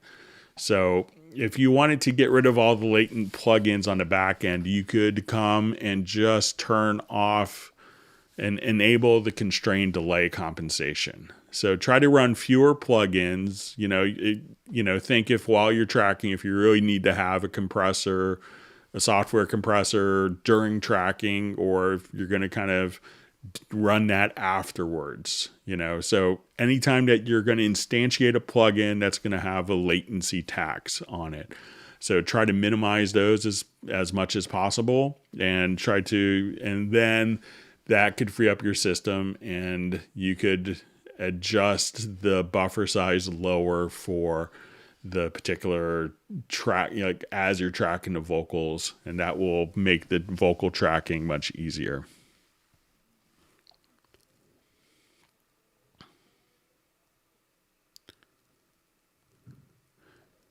Okay, so I have a question from Matthias in Hamburg. How can I copy all insert effects from one track to all other tracks by single command? So like copy paste. Okay, so let's say I have a number of inserts here.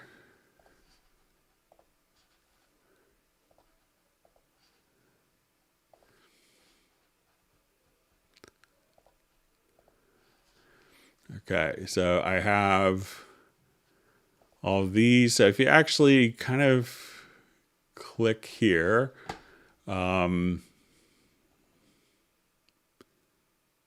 you could just drag it over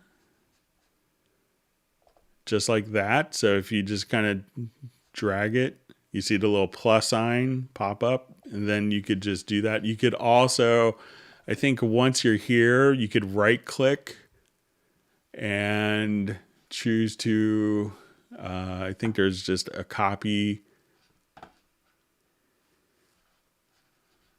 and paste. So let's say if I come to this particular track,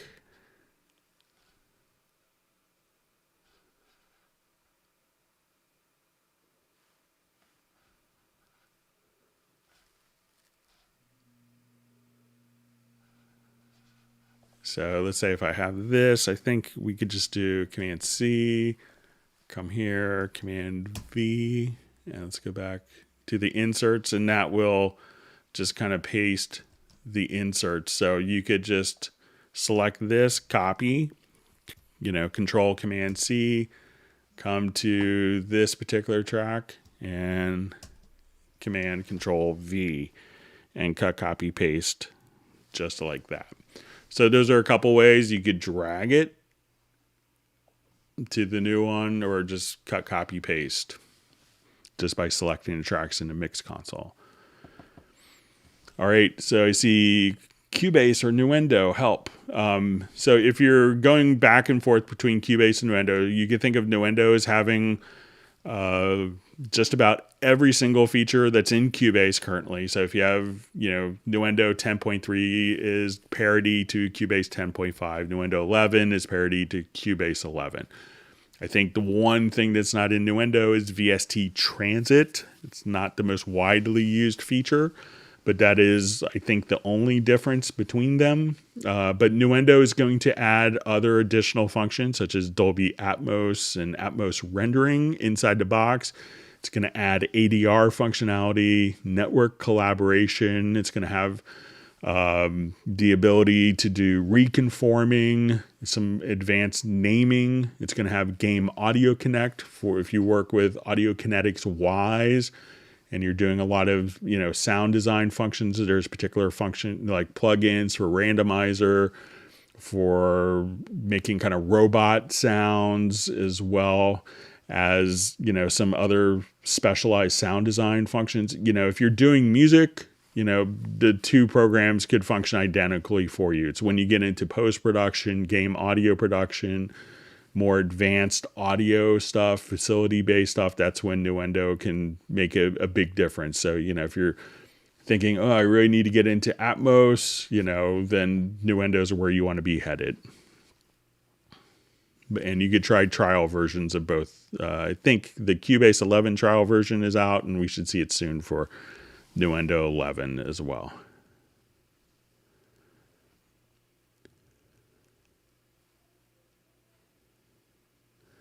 Okay, so why Cubase doesn't close correctly with heavy project. Every time I need, close it by task manager. So generally what's happening is you have a plugin that's not releasing from memory. So when the plugin doesn't release from memory, that's when that could be causing you to have to go to task manager to close out, because that plugin is still hanging on. So it's probably going to be related to a third-party plugin. And when you say a heavy project, that means that you're probably using more plugins that are susceptible to causing that. So, check. I know some people will close the project before closing out of Cubase, and that could help, but often it's going to be just a particular plugin. It's not releasing memory, and that's what's causing your Cubase to need to be exited by task manager.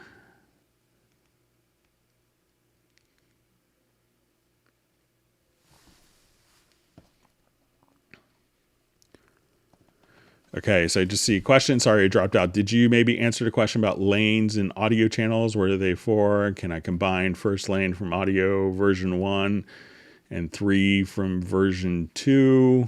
So yeah, we did go over like lanes and, lanes as well as, the track versions earlier.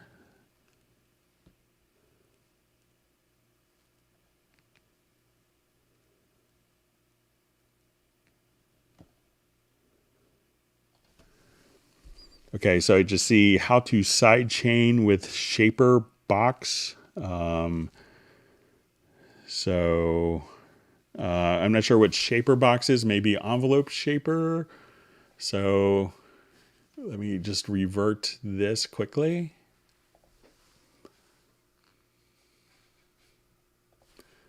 So let's say, I'm not sure.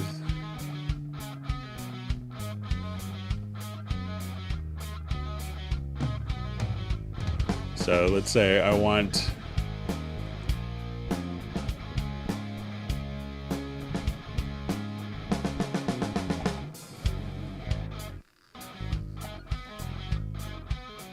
okay, so I can say let's get a side chain, and let's say I wanted to have the bass side chain.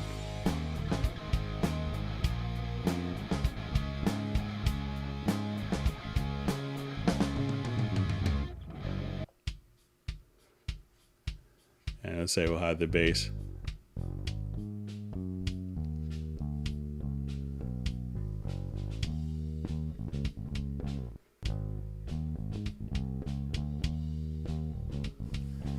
So if that's what the shaper box is, you could just activate the sidechain capability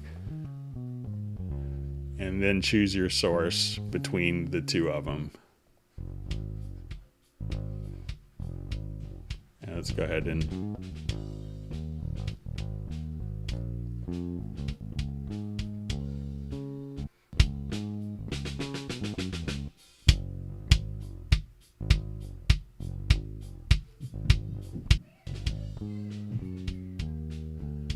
so if that's what you mean, that's how you can kind of activate the sidechain with the envelope shaper. Okay. So we see, unfortunately, Gareth was late and missed a free backbone. So maybe next time, Gareth. All right.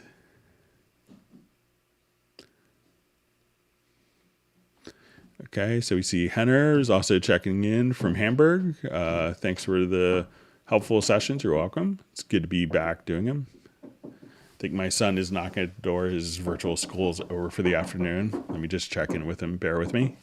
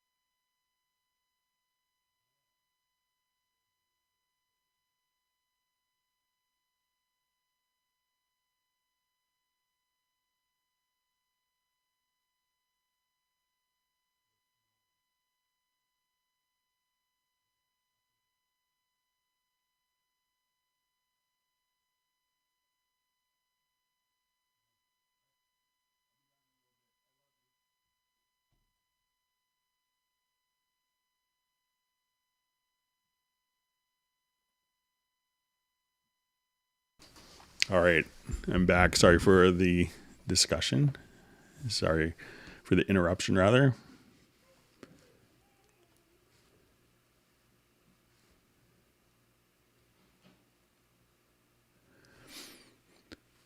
Okay, so I see a question. I'm wondering, since Cubase 11, I missed a value when drawing a line, for instance, for velocity. So let's check it out.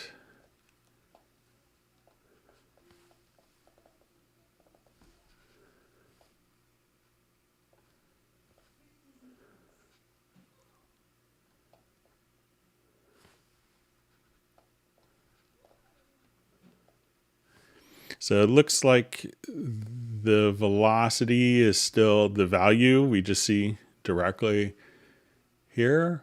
So as I adjust the velocity up and down, we can see kind of the red line there go up and down, and I see the value box. So it's at 76, 93, 37.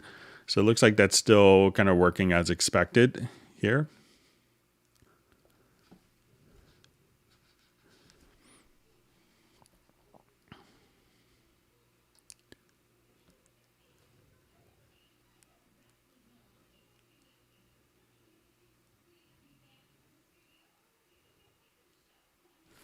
But maybe it's for other notes. So let's say if I have a series of notes.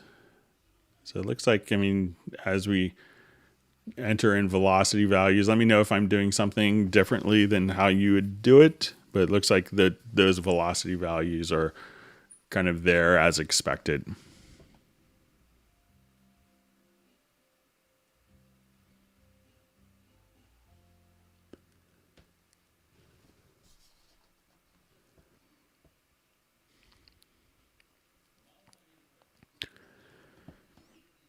Okay, so just sorry to bother you with lanes and audio channel questions. I'm trying to stay tuned from Croatia, but we've had an earthquake and my internet drops over and over, just because to get you through the earthquake, and I've been through a number of them in California, so I will sympathize with you on that. I hope you're safe. I was getting ready to take off in a plane when the Northridge quake hit in 1994 for the NAMM show. So I got to be in California the day after for numerous 6-point plus aftershocks. So it wasn't fun. All right, so let's come back to this particular project again. And I'll revert the project.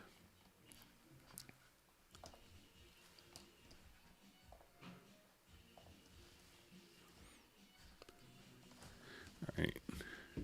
So here I'm going to have lanes. And, as we mentioned before, if I wanted to take, different lanes, and come up with a comp, we could use kind of the hand tool. So these are different recordings on the same track, and we could pick and choose to make, actual different recordings and do an edit of that. Now, if I wanted to take these lanes and turn them into track versions, at this point, what I could do is select them and go to your project under track versions, and we could choose new version. Or not new version rather, but convert. Sorry, let me just. So we'll go to project, and under track versions, we'll say create versions from lanes. So now instead of having everything laid out for you, you could choose to switch between the different track versions here. And you may, if you did that initially, you may have to just unmute when you go back and forth, because that may be just kind of muted. So at this point, I could just switch between my different, what was a lane is now just set up as a particular track versions. So you could kind of go back and forth between those two. Now, if you wanted to, let's see, I haven't done this in a long time, but let's say if we do a new version, so I'll just click here and let's do a new version. And what I could do is I'll say, okay, I want to start with, just grab my range selection tool.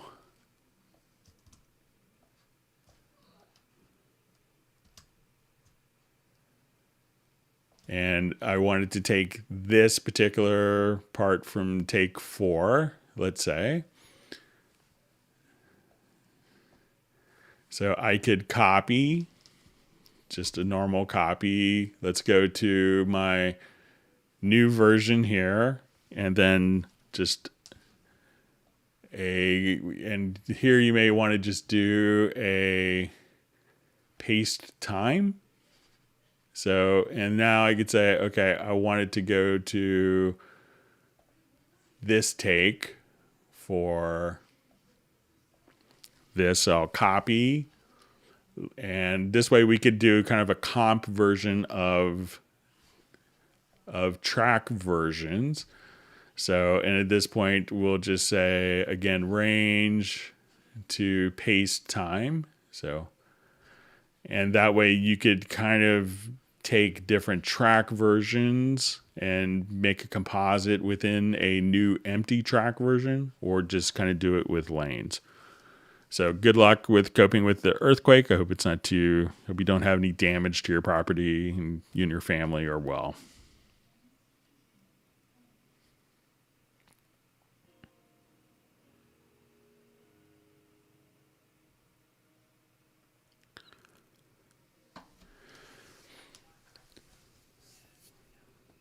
Okay, so question, I phrased my question wrong. Can a drum track like a drum loop be separated into individual drum sounds by Spectral Layers Pro? So I don't think there's presets for like kicks and snares, but you could, let's just,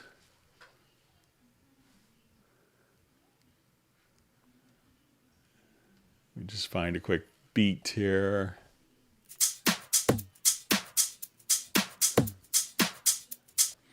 Okay, so let's say I wanted to take this drum and kind of, separate it. So if you have like the Spectral Layers Pro, let's come over here to extensions. And at this point you'll, start to be able to see, we switch to kind of,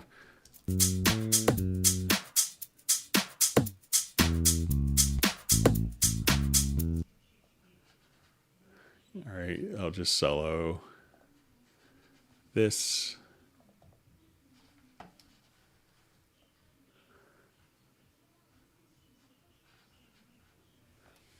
Okay. All right, so let's say, as we want to take, you could try to unmix components, and this would allow you to do, like kind of the transients versus kind of the tonal material. So we have tonal, transient, and noise. So that's the noise.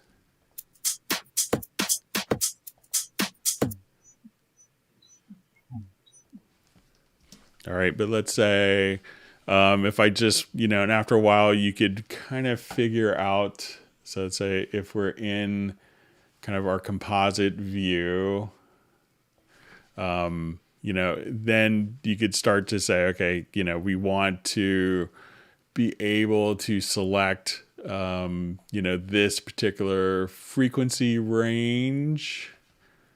So we could say, I just wanted to take, these as my kicks. And if we wanted to, make a new layer of those different components, you could do it, but it's not kind of an automated process, kind of like the, unmixed stems.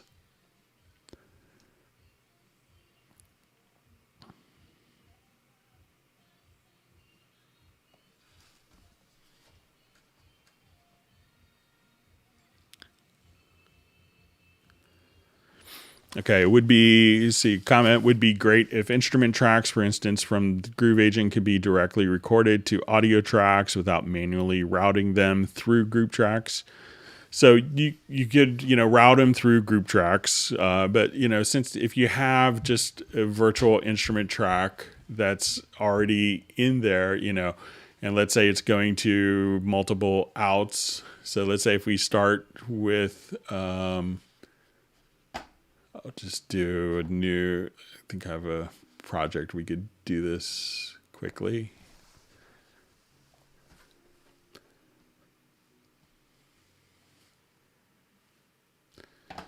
So let's say if I have this particular project here.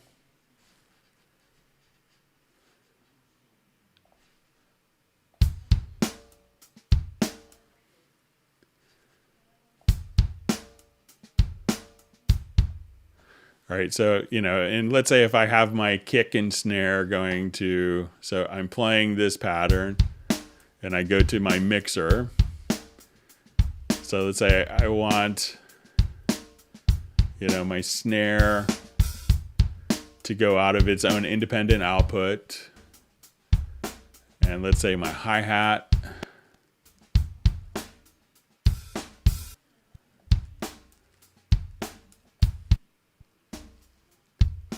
So now when I come here, we can say, okay, we have our different tracks here going to different outputs.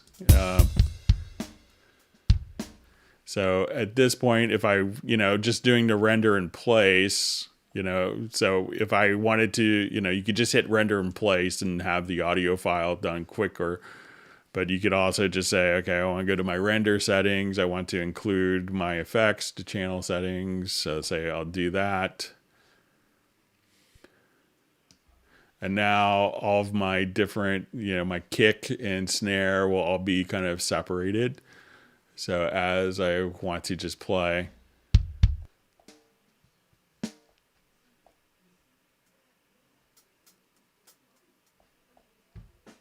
my room and overheads.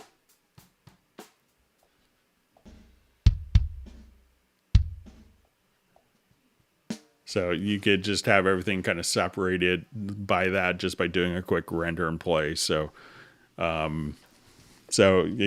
you do have to route through a group if you want to record, you could just simply render in place as well. So there's 4 or 5 different ways to get it into an audio file quickly.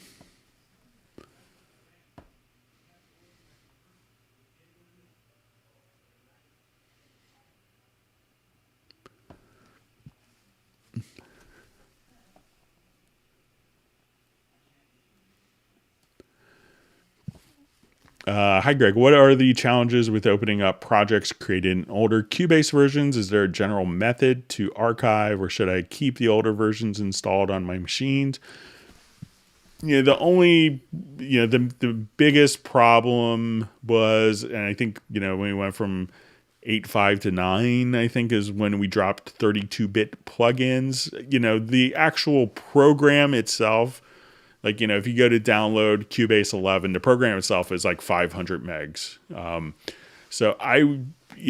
To me, it's like the hard drives are inexpensive enough where I'll keep the other versions just in case. So if I need to have a 32-bit, if I had a project from 15 years ago that was using a 32-bit plugin that doesn't, and a company went out of business, and we all have plugins like that. At that point, I may keep an older version just for compatibility, but, I've, opened up, projects from SX1, I may have had to remap a couple plugins, but the only real, concern or thing to be aware of is, some of the plugins may have slightly changed, but Cubase does a pretty good job of trying to keep the older plugins in. Some companies that may have some technology may go out of business that's kind of out of control of Steinberg and third-party components. But, that's the only reason I would keep an older version. So, but if if you're thinking it's like, okay, this is a project that I want to live forever, render it as audio in the old computer, as you do it, keep the MIDI information, you could change that. But, the biggest concern is, especially going from 32-bit to 64-bit plugins. So.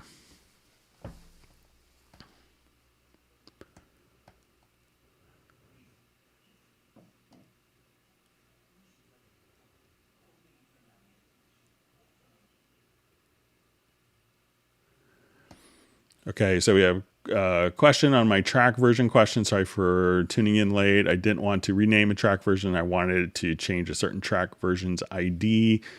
ID determines the grouping. So let me just see if we could come over here to the track versions.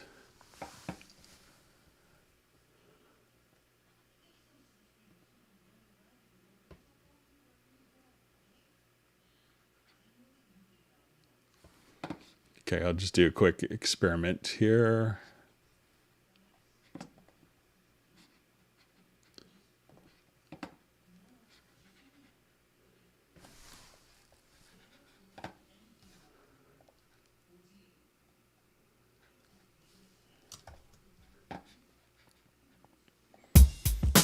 Okay, so it's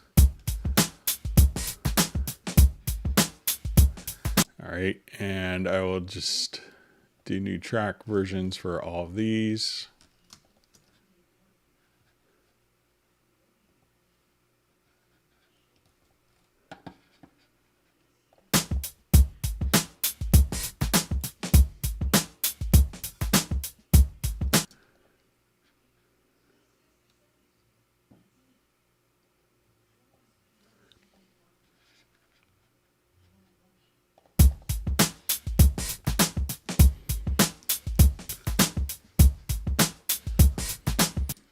All right, and we'll do one more.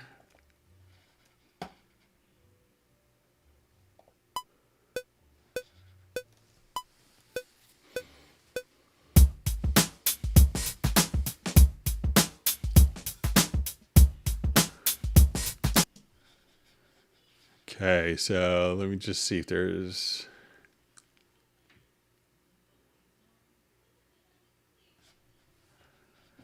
Okay, so let's say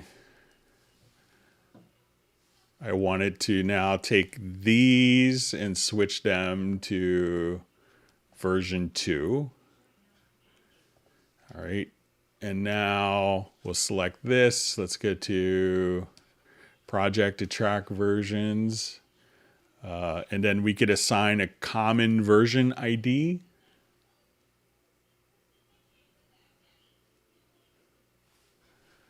So now when I go to switch, let's say to track 1, and now we could go here to version 4. We can see that this version, the currently active version, has version 4 and version 2 kind of mixed in together. So try going, once you have everything kind of set up under track versions, to assign common version ID and see if that will do the trick for you. Stefan?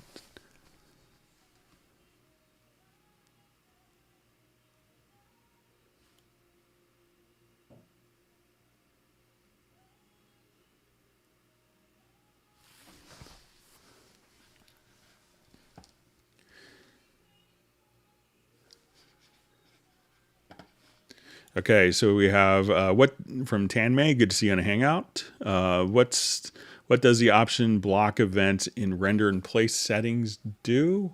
All right, so let's say I have an audio file here, here. So let's say I have these 3 audio files, and I go to render in place. And we'll have, so let's get to the render settings. So we could do as one event. So if we do one event, these 3 separate events will all be rendered as one contiguous event. All right, if we do as our other option that we're going to have is to render as separate events. And we do this, we'll have 3 separate events underneath each one. And I believe that if we do them as blocks, that this will basically extend the length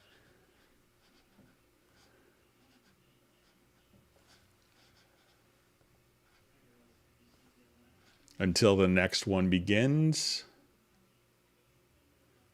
If memory serves.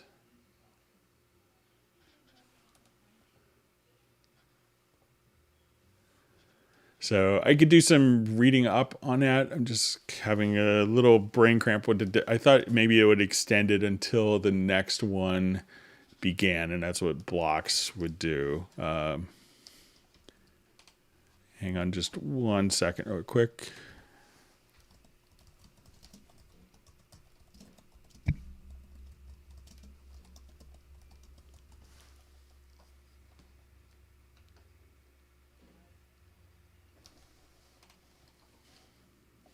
Just do a quick.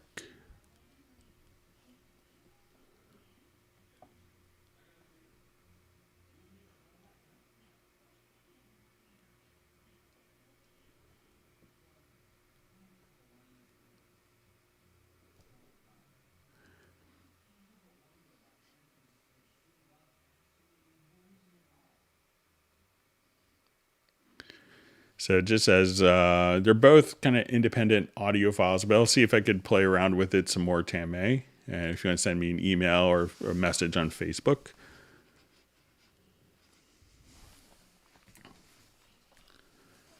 All right.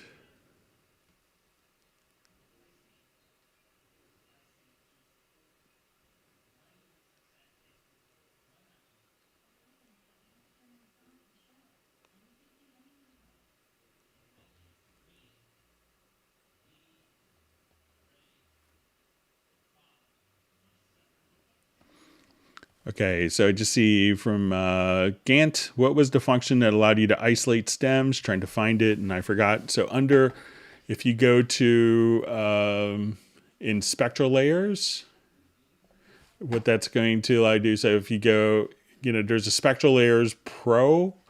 You get spectral layers 1 with Cubase 11, and we could do this by going to selecting an audio file, going to audio to extensions. I'll just go back to where we were before.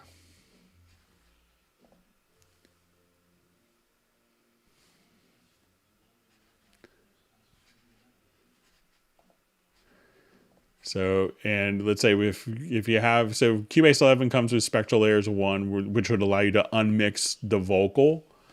But if you have the full Spectral Layers Pro, at that point you could go to Layer and choose to Unmixed Stems. So in the Spectral Layers Pro is kind of an add-on to Cubase as well. So it's sold separately, but it's a pretty scary tool. Good to see you on a Hangout, Gantt. Hope you had nice holidays with your son and daughter.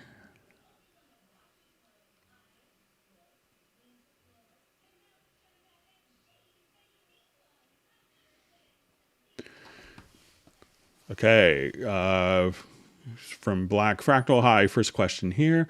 When I installed Cubase 10 Pro, some content was not automatically installed, like Retrolog, Groove Agent, Reverence, Impulses, etc. Instead, I had to do it manually, install from additional content folder. Why are they not installed automatically?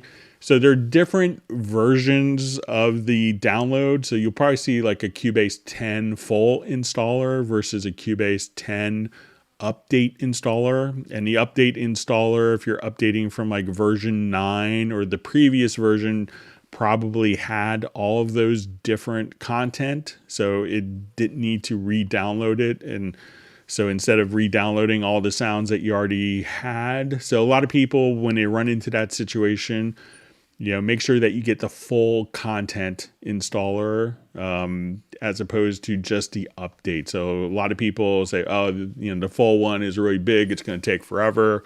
I'll just get the update and I could be up and running quickly and don't do the full download installation. So with 10.5, we made it where to mitigate that problem where, the download was the full content file of 20 gigabytes. And then some people, were having problems if they didn't have fast internet access where they live. So with Cubase 11, they've made it so that all the different components are individually downloaded. So generally when content is missing, it's because it was an update install. It was installed from the update, assuming that the update would have the content from a previous version's install versus the full version installation. And there are a number of drum kits, for instance, that are sold separately as well. So it could be other stuff that is maybe, not licensed that was downloaded. Okay. All right. Hi from UK. How can I color code multiple tracks at once? So it's pretty easy to do. So let's say if we have 8 audio tracks and I wanted these all to be the same color, I'm just going to select Shift here. I'll take all these tracks. I go to the color tool and let's say I want them all to be, I guess this is magenta. And then you can just colorize the tracks just by selecting the colors like so.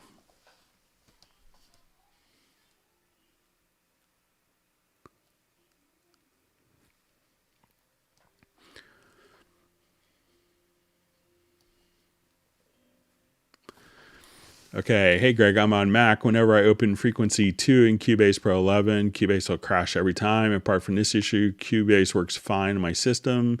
Any ideas? So I don't have any problems kind of working with frequency on my system. So let's go ahead and I'll just open it up here. Something like that, you may want to make sure that, when you start Cubase, You may want to try starting it in safe mode, where you could hold down hold down Command, Option, Shift as you start Cubase, and that will start. And that way, you could bypass the preferences for the system. But when I just come here, open up frequency, I haven't had any crashes, but often kind of resetting the program preferences, and a lot of those preferences may be inherited from previous versions.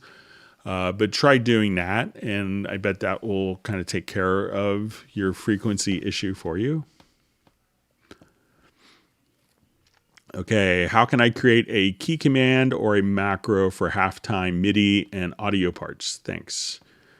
Okay, so let's take a look. I think we can do this in a project logical editor. So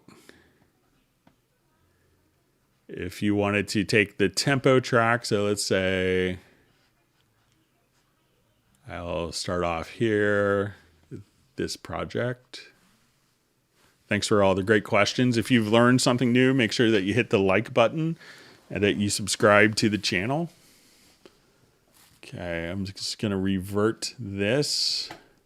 And you may have to have a tempo track active for this. So let's say I have my tempo tracks active at 100 beats per minute here. So let's say 100 beats a minute. Okay, so let's go to our project logical editor. Let's say we want to take our media type is equal to tempo, and our track operation, we want to trim, we'll multiply by 0.5, or you could divide by 2. All right, and we'll set this to transform. So let's say as we play. So now at this point, I can hit apply.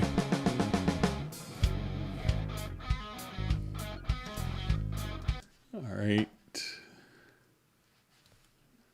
And let's see if let me add a tempo track.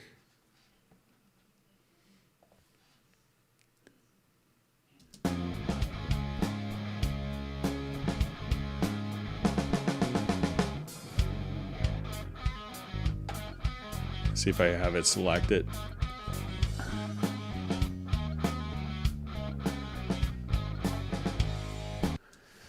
Okay, so I thought that we could do it right from here. So let's say our media type is equal to tempo.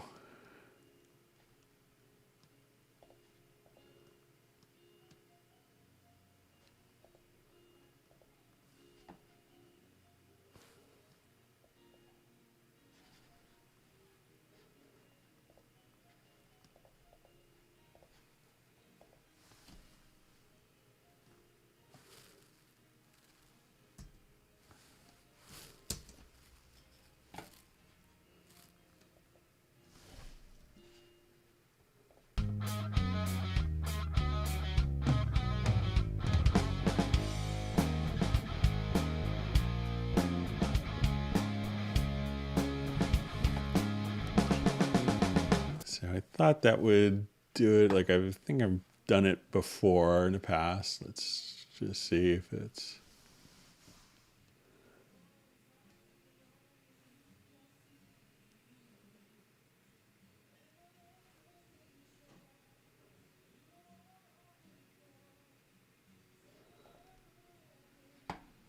I know I've set this up for different people. Let me just.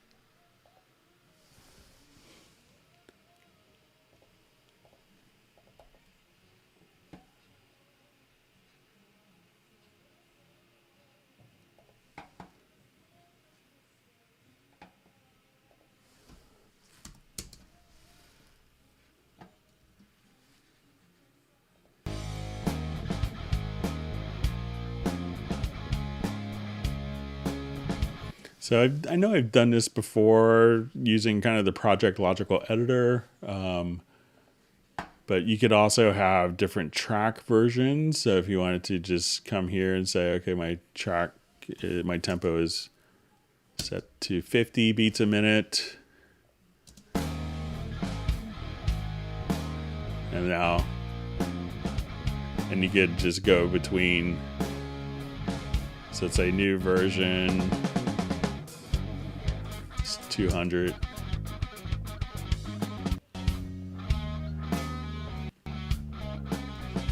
So that's one way you could do it, but there is a way to kind of take the tempo.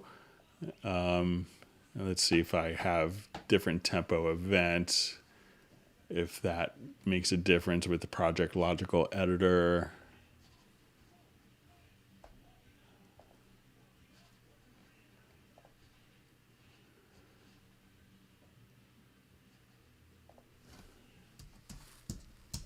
But I know I've set this up in the past before, but no. So if you have multiple tempo events, you could, looks like you could do that. So, but you can make a Project Logical Editor preset like that. So you play around with that. See if that makes sense for you.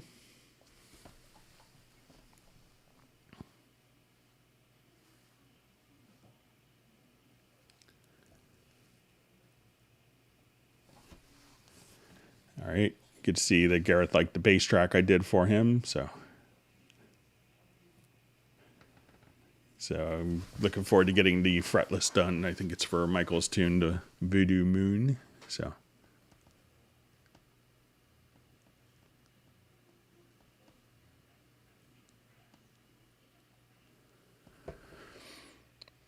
Okay, so can you explain what all the parameters in sidechain routing tab and compressor do? How does it affect the sound in sidechain, like pre, post fader, etc.?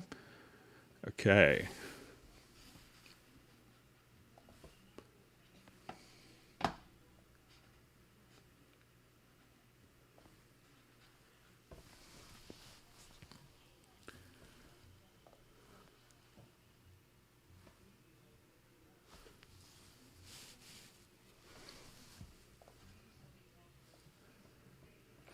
All right, so let's say if I have, like I want to do side chaining of the bass and the kick here. So I will come to this particular channel, and so I'll go to this compressor and say we want to activate the side chaining, and we will set our side chain input from, let's say, this kick. Okay, so and we could do this via our send. Okay, so as we have this, now we will take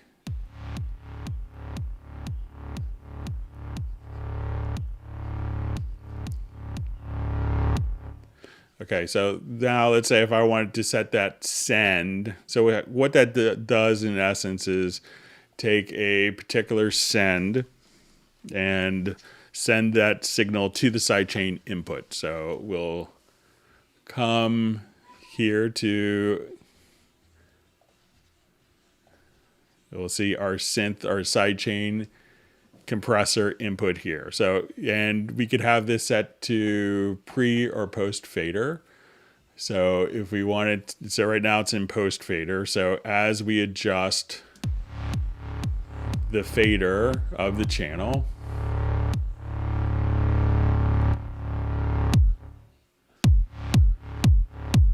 so when I bring this down, I could have less side chaining.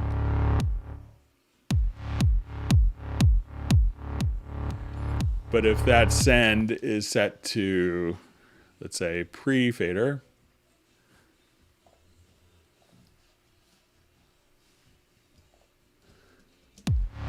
now when I adjust a fader, it's not actually adjusting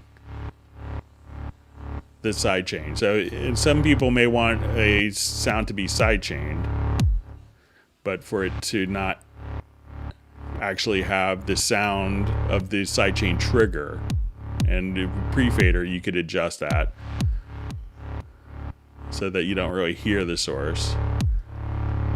And another way that people will do this also is just to go to the channel, and you could route the output of the trigger to no bus.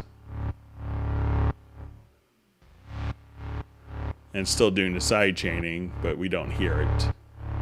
Now you can set it to the stereo out. So those are some of the different options for how the pre and post fader could adjust the side chain and the sound. Okay, so we have people checking in from Poland and Trinidad, Tobago. Caribbean sounds like a nice place to be now.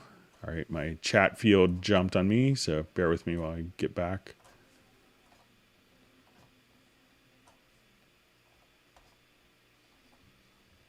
Okay, I may have lost a couple of questions, so I apologize for that. Okay.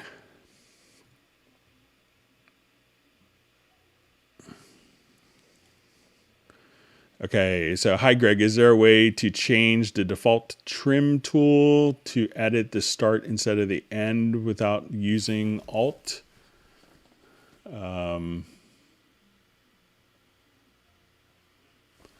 Okay, so let me just...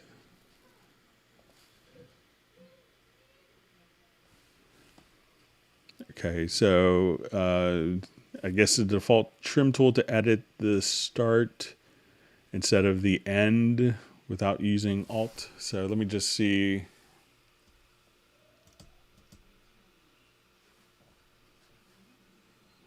We just do it on this. So I'm not sure if the trim tool,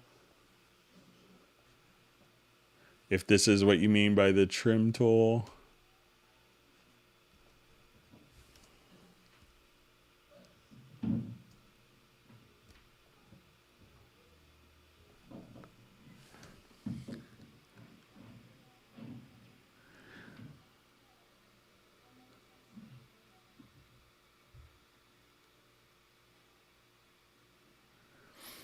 Okay, so I'm not sure if the default sub 403, I'm not sure if the default trim tool, if this is what you're talking about here, or if you're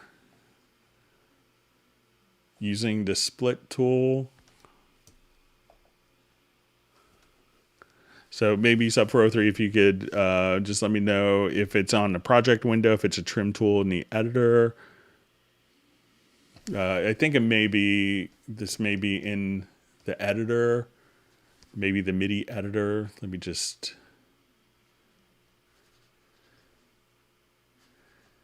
add a quick instrument track. So I think this is maybe what he's talking about.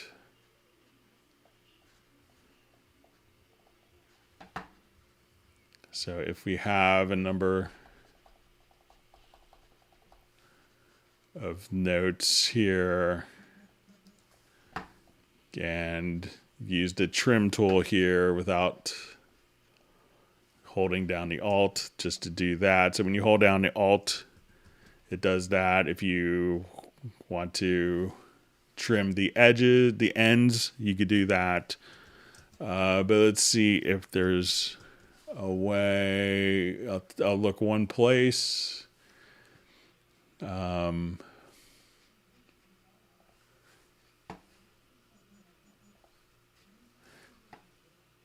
So try the trim start here. So if you go to editing, trim tool modifiers, go to trim tool.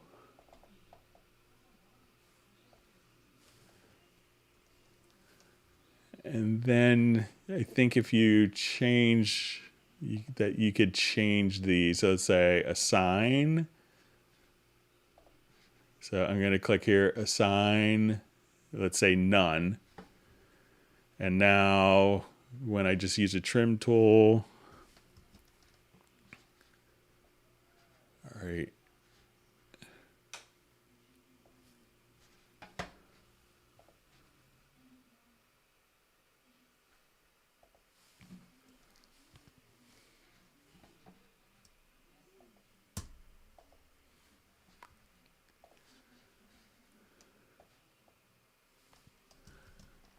right. Sorry, let me just.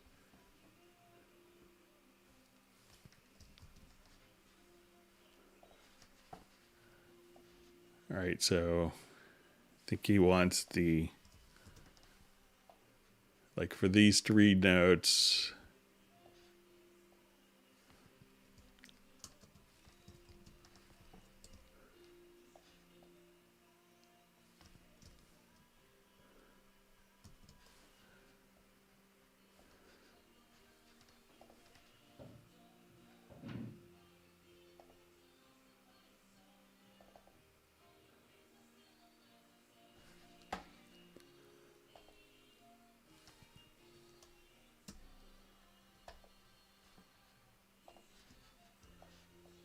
So it looks like you could set a different trim tool, but you could experiment. Experiment with, go here to preferences, to tool modifiers, and a trim tool, and you could set different modifiers. And one of the modifiers can be set to none, but it doesn't seem like it's doing what I think you want to do, of just being able to hold that down. So you could change the modifier, but yeah, you could experiment with that. So again, preferences, tool modifiers, to trim tool. So you could try that and see if you could get the combination that you want.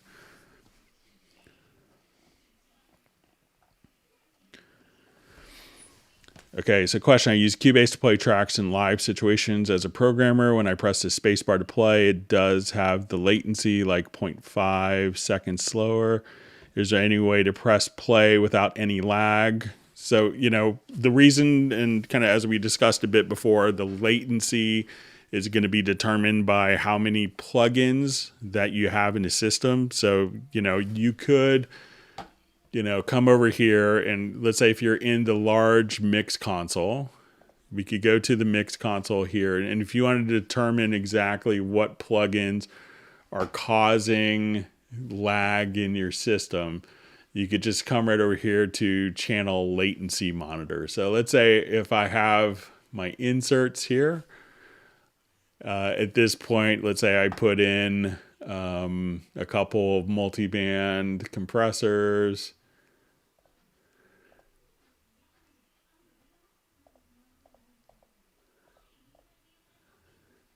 So let's say we'll get to our dynamics. So as we have a couple of multi-band compressors, we could see this latency on this particular track. So anytime that you have latent plugins, you may want to consider rendering those plugins to the files if you're doing a live thing. And you could also obviously come right over here to your studio setup, select this, and then whatever the latency you have on your audio interface for its buffers, that will have an impact. But probably just, if you have a lot of plugins in your system that are causing a lot of latency, try to render those. And coming over here to the little setup in the larger mixer, you could just say channel latency, and that will give you an idea of which tracks have the most latency that are causing the lag for you. See, nice comment from Matthew Elliston. Thank you, Greg. Great answers. Glad it's helpful. All right.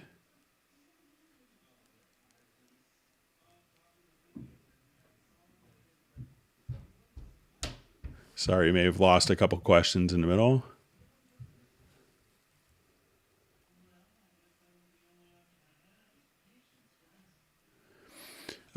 So Greg, your Hangouts are great and so useful and grateful for them, but is it really necessary to go through the torturous first 10 minutes saying who is signing on?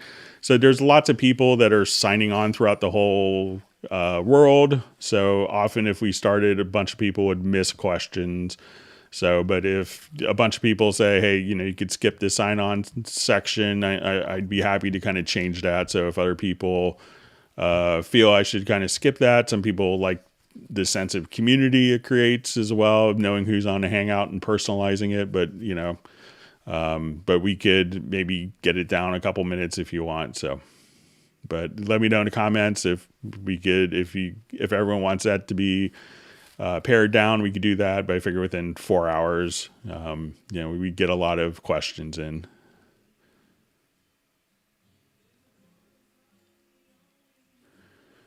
Okay, so question from Tanmay. So I was composing a song for a video, and there's one part of the video that comes 3 beats before the actual hit. How do I synchronize the video and hits so they don't look out of sync? So once we have, one of the things that you could do to synchronize different components of the video is if you go to your transport menu, you could activate this use video follows edit mode. So let's say if I have my video track enabled, so I'll just come here. So let's say we have our video player here. And now as I move my events, you could just place different events directly at specific points in the video. And this could be for a MIDI note. So if I'm here and I have just one single MIDI note, and I just want to take that and move that to a specific point in time, like the transition here. And that way, that this will occur right there. You could also just, if you need to create tempo maps, you could come here to the time warp tool and just say, this is where measure 36 needs to be. And I need, 4 measures of even, music between point A to that point in the video.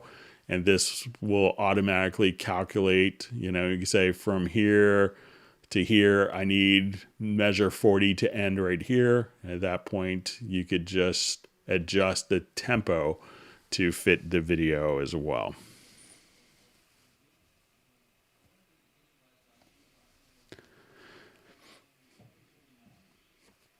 All right, so question, if I have a piano track playing chords, is it possible to make a chord track some kind of automatically? Yes. So let's come to, let me just find a project that's a good example of that.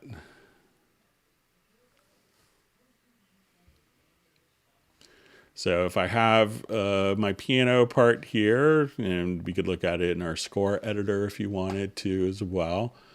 All you need to do is go to the project to chord track and choose create chord symbols. So have that part selected. I generally have the first top 2 checked, and now your chord track will automatically be created from the piano part.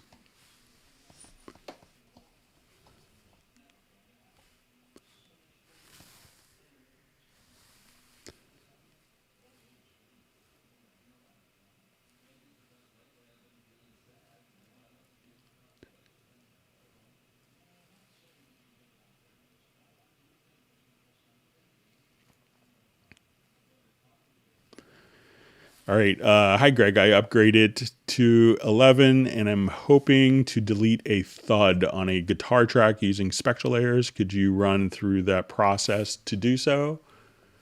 Okay.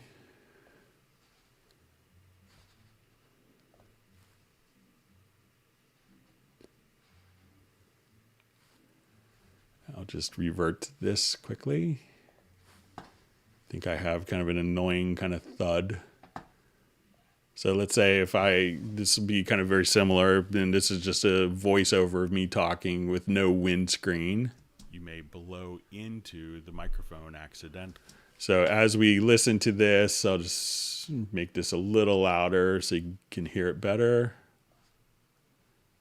You may blow into the microphone accidentally. So let's say there's a big breath with a lot of low end to the microphone accidentally.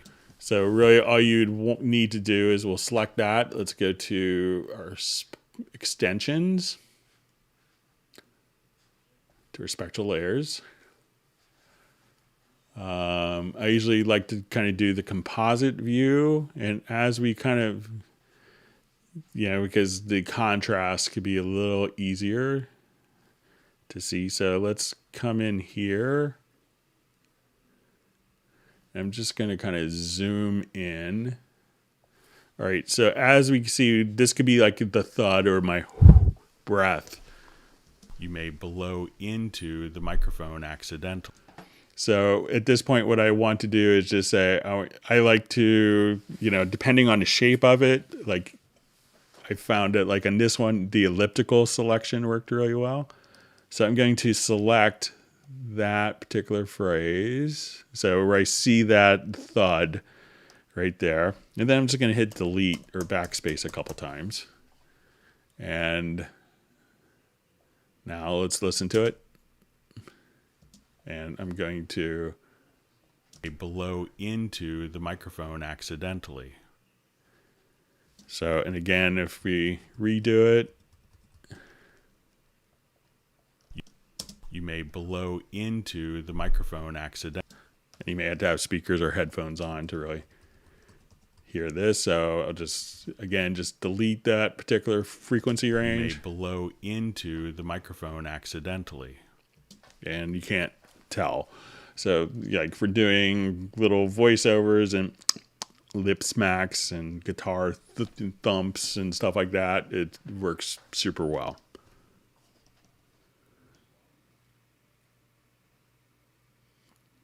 And you can do that same exact thing in the Spectral Layers 1 that comes with Cubase Pro 11.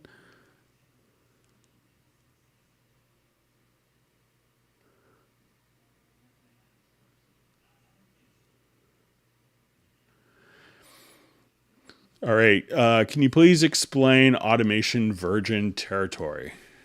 Okay, so let's say I have automation on this particular track. So I'll just have my fader here. So, and I'm going to go to my automation panel, and we can do this by just hitting F6 or clicking here. And when we go to settings, I'm going to enable virgin territory. So generally a lot of automation will have kind of a common beginning and end. But now as I go to write automation here,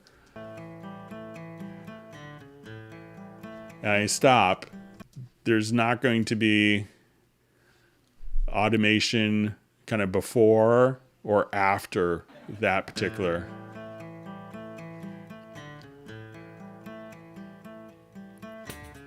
So if I am playing along from here, so this way I don't necessarily have automation before or after. It's only going to have that automation at that very specific point in time.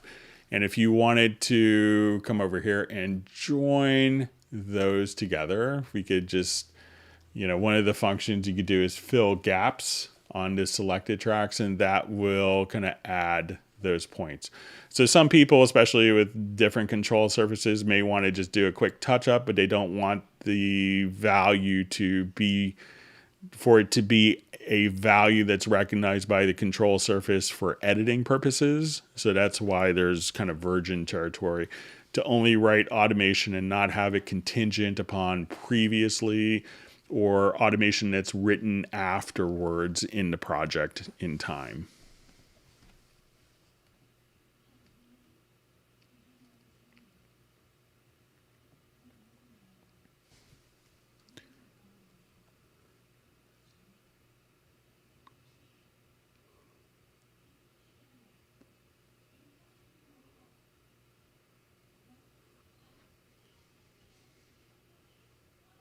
All right, just reading about people asking about the Discord servers. So yeah, check out Jazz Dudes one. It's very good. All right, so hi Greg, is there any way to pan the main output in the control room? So, generally I think the control room is really set to, output, the audio from, the concept of control room is to monitor the audio that's being sent from the mixer. So you probably would want to actually have the control, have the control room reflect like any panning that's on the master fader.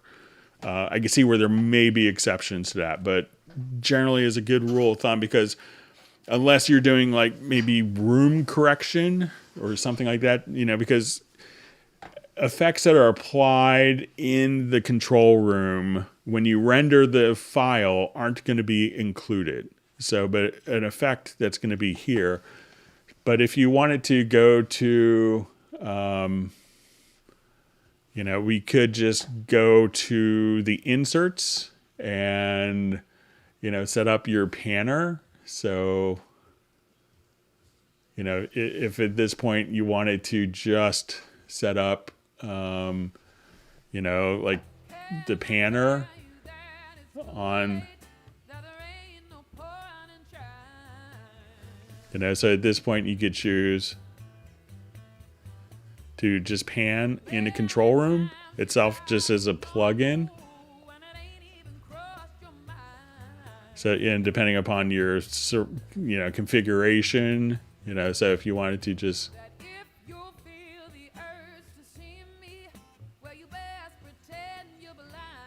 so you could just run it as a panner plugin directly inside once you go to the control room to inserts. But, again, I think the best place to do that is going to be just, right here on the master fader or on the particular tracks, and have the control room monitor the panning changes that you're setting there.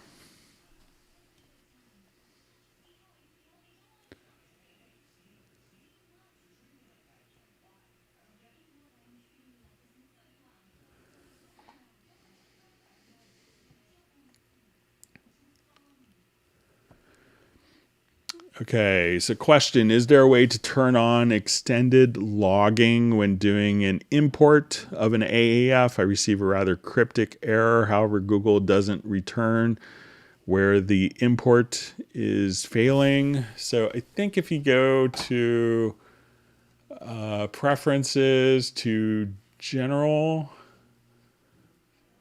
that you should be able to do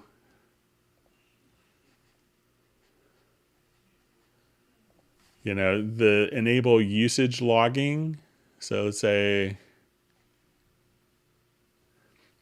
so you could read about this in here. So you should be able to automatically, keep track. So I'm not sure if you're doing the usage logging from the preferences here. So try that. But if that's what you're doing, just let me know.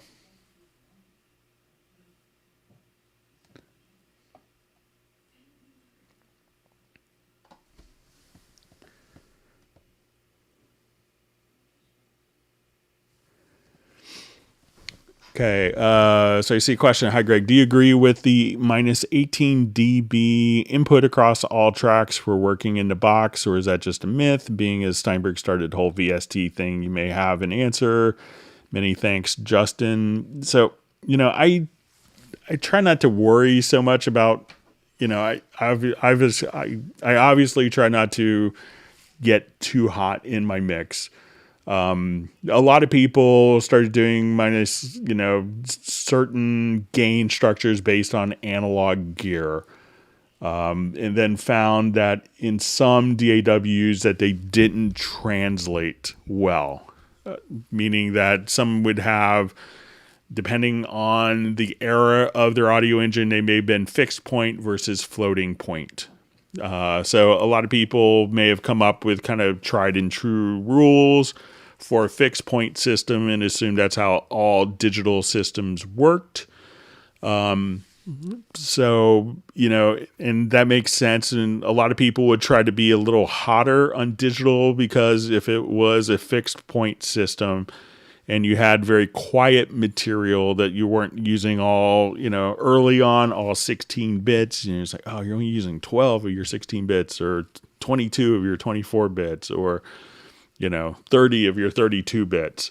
So, with floating point, I think a lot of those die-hard kind of rules are not as applicable as they were for fixed point systems.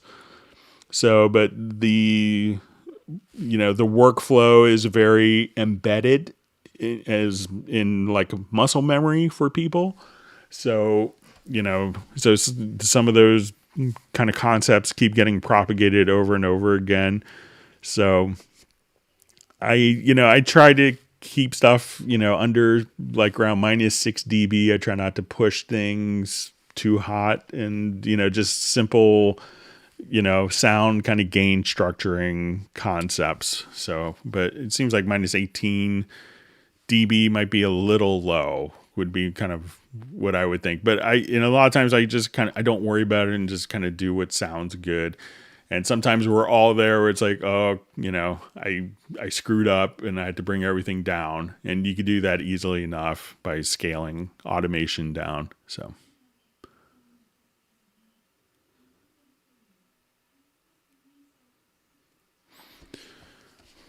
Okay, so why doesn't Cubase support .m4a files? My phone records voice notes in M4a. I cannot import them.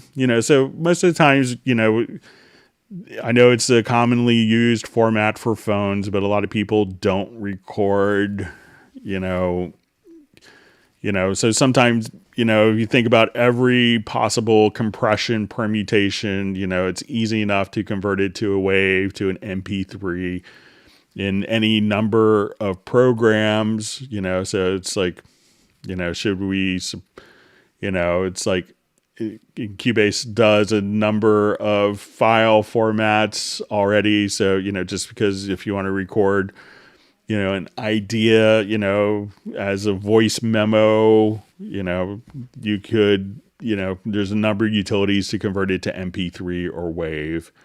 So.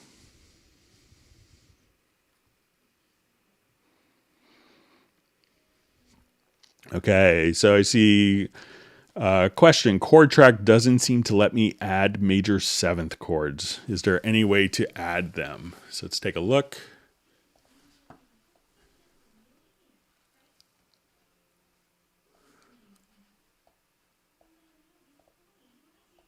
Okay, so I don't think I'll have any problems. Let's say I want to add a C major seventh. Okay, so no problems there. Now it could be that your voicing may only be set to triads. So let's say if I have the chord track, and now if I try to put in a C major seventh chord,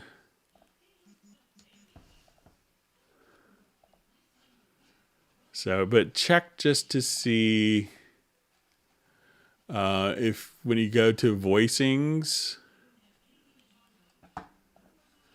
I would check some of the setup voicing options there and see if that's kind of doing the trick for you.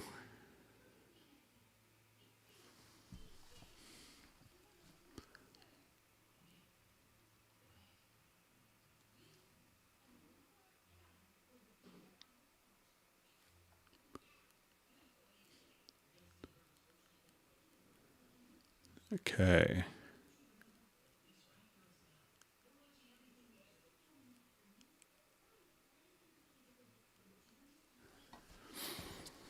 Okay, so I see a question, how to export different MIDI lines from Groove Agent, not using dissolve parts.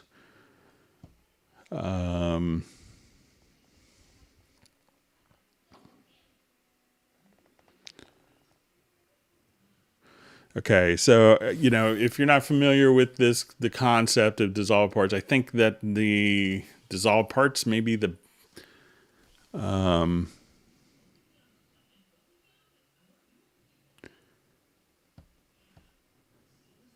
so, I think you could manually copy, but if you're not familiar with this concept, I'll just show it for people.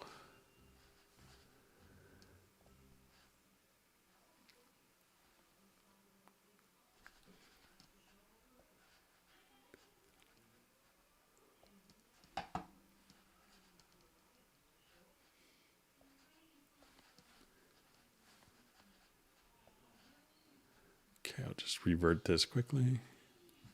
Oh, no.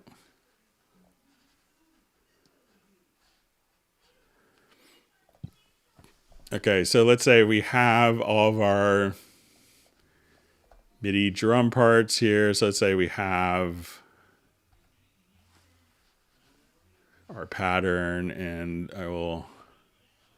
So this is our drum pattern here. I'll just revert it quickly here. Get it back to where we were.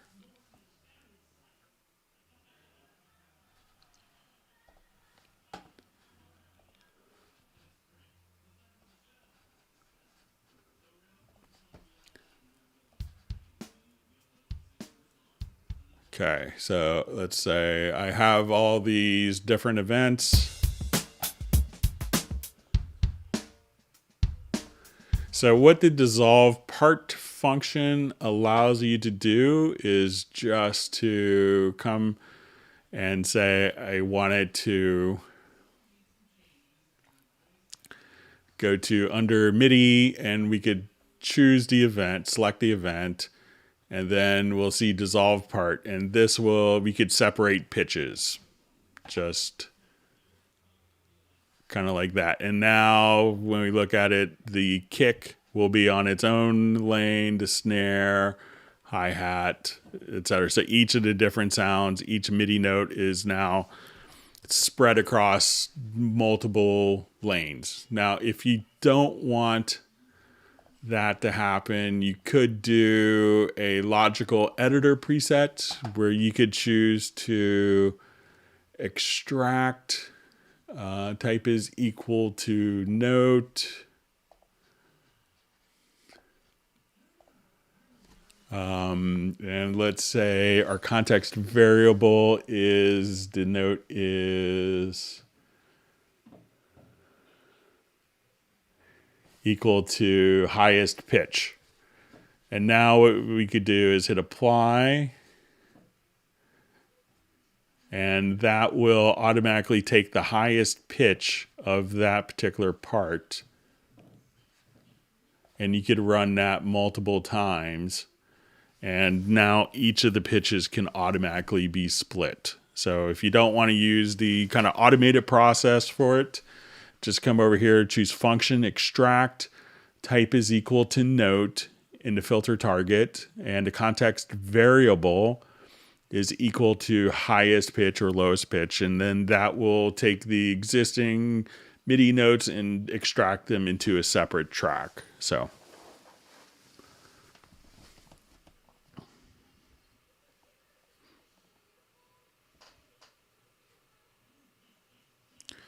Okay, so it's just saying comment from, thank you so much for explaining the audio track lanes. You discovered new world to me with the possibility of turning ones to the others and vice versa. Cannot find it in the manual. I think it's way in the back of the manual. Just kidding.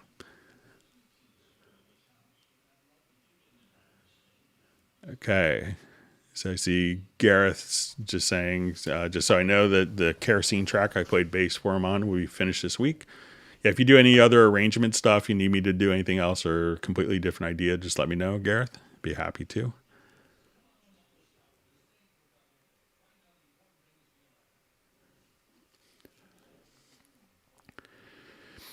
Okay, question from Tanmay. Is there a way that I could detune only one note in MIDI editor and have a different patch for only one note in my chord progression?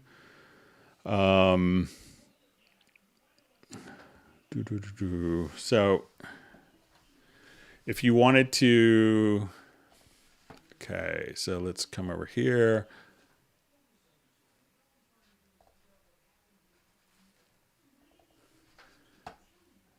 Okay, so, if you wanted to take, there's a couple of different ways. So the detuning could depend upon the instrument. So if you have like a Hallian-based instrument, Pad Shop, Retrolog, Hallian Sonic, Hallian SE. So let's say if I come here and I just have like kind of generic piano part, and so let's say it's just G, B, and E, but I wanted the B to be flat. what I could do, since this is going to Hallian Sonic SE, not all instruments do this. It's a VST3.5 VST instrument. You could go to your MIDI inserts, and there's a micro tuner plugin. So I could say I want to take the Bs and make those flat. So as we play,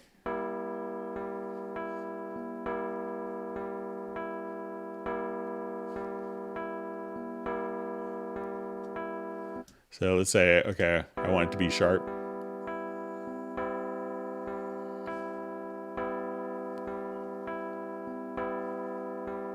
And if you wanted to play back, let me,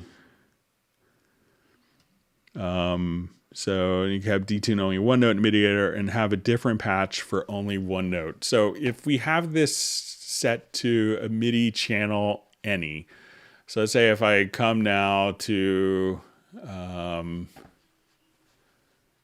say my Hallian Sonic here. So, you know, you could, let's say, add a MIDI track.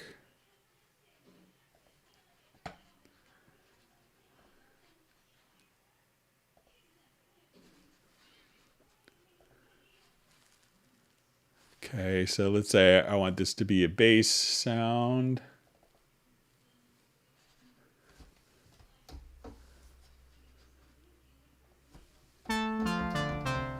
Okay, so what I could do on this is I'm going to take this from the electric piano, and instead of just MIDI channel 1, I could put this to any.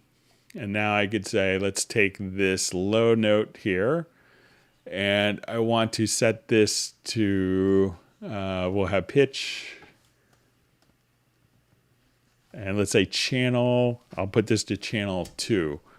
So now we should have these going to channel 1. Let's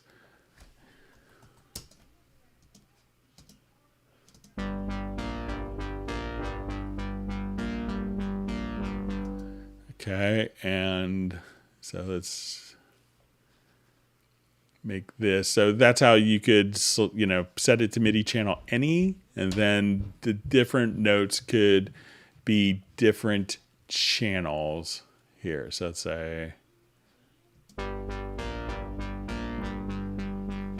so depending like how you have the instrument set up. So that way, you know, make sure that for the actual channel here, that it's not predefined to channel 1 or channel 2, put it to channel 1. And let's see if I just set this, the original one may have been on 13.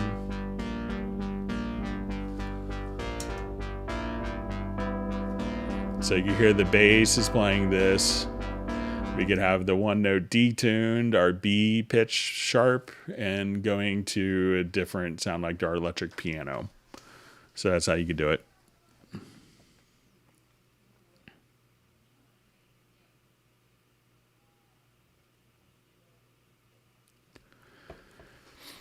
All right, just see.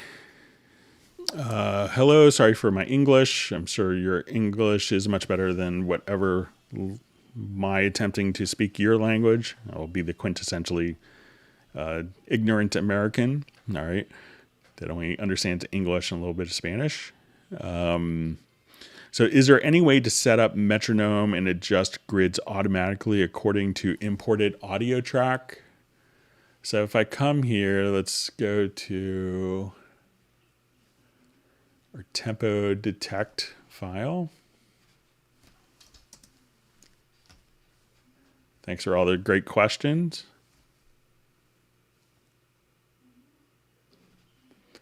Okay, so if I wanted to create a tempo map based on this file, so we see that if we listen to the metronome, is no correlation. But if I go to my project and say tempo detection,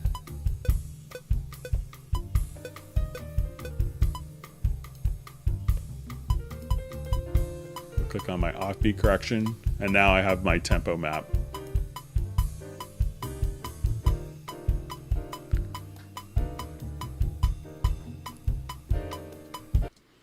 So, and what it's going to do is you may have to add just like where the downbeat is. It'll give you a time signature of 1/4 so it figures out where the beat is. So say your downbeat is there.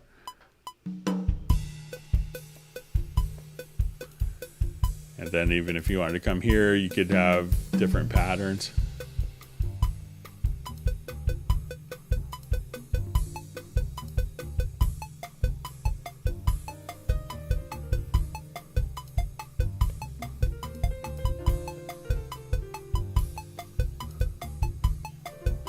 So you can do stuff like that as well.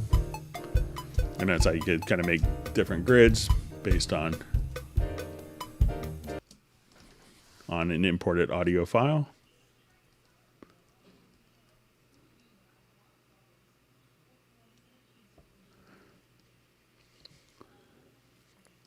Okay, so I see from Tame we should have a Spectral Layers masterclass like Cubase 9. It's been a long time since we've had a Cubase masterclass, don't you think, Greg? So let me know what you want to like have accomplished in the masterclass. So, but you know, we could, you know, we try to do these things to be kind of very targeted to what people want to see. But if you wanted a masterclass, we're more than willing to do that. And there's also different Spectral Layers hangouts as well that Mike Scheibinger does. So.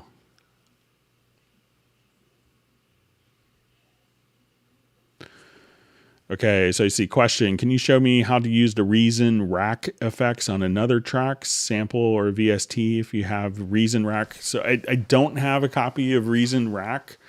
I could try to reach out my friend, you know, who founded the company. I think he's retired now, but I could see if I could maybe reach out. But I think Reason may show up as a VST instrument now, but I'm not sure if all their internal plugins would show up. If they do, they would just show up when you go to your VST effects, and you know, here you could probably see all your different Reason effects. So sometimes some of the plugins may be fixed to not work as a VST plugin in a host, but only internally within their particular suite or their environment. So if the plugin is kind of designed that way, you may not be able to just use it on other Cubase tracks. But sorry, I don't have Reason Racks, unfortunately. All right, so we see Chris Garcia is a Nuendo user saying hi.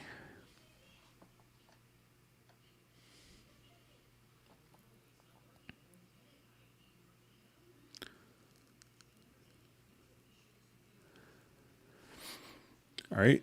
So you see the last Cubase masterclass was on Cubase 9 2 years ago on Sonic Scoop. Just checked. So that was just, that wasn't necessarily a masterclass. It was just a demo that I did in New York. You know, it wasn't like a purposely done masterclass, but you know, we could definitely do master classes like that if you want. You know, there may be some stuff coming up with what was kind of, you know, the NAMM show, since it's not meeting in person and it's virtual. It's called Believe in Music. We may be doing some more master classes in a couple weeks for that.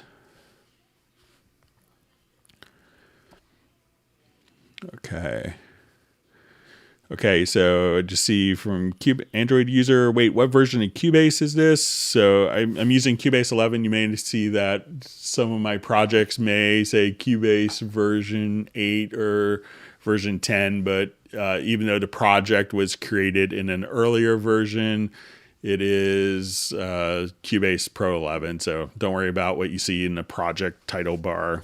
It's just will build different projects to show different functionality, and I may not save it in version 11.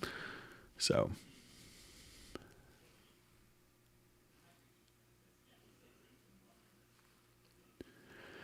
hi Greg, is it possible to make a shortcut to set the selected instrument or MIDI tracks to the same chosen MIDI input? Select instrument track 136 with a shortcut and all tracks to MIDI input port 5. Okay, so Okay, so let's come here. I'll just do a new project.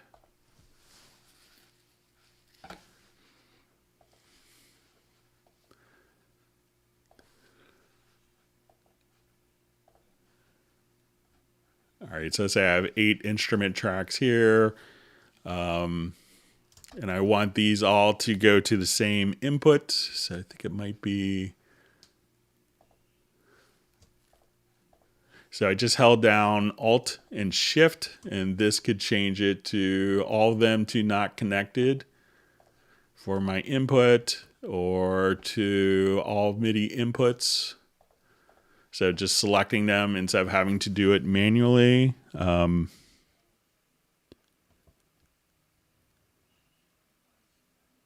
Yeah, so try holding down Alt or Option plus Shift, and then being able to change. So I think if I want these all to be on MIDI channel 4, let's see if that works as well. So just the top, but if you wanted to set a new input or output port, try just to hold down Alt plus Shift and make sure that they're all selected, and then you could change them simultaneously.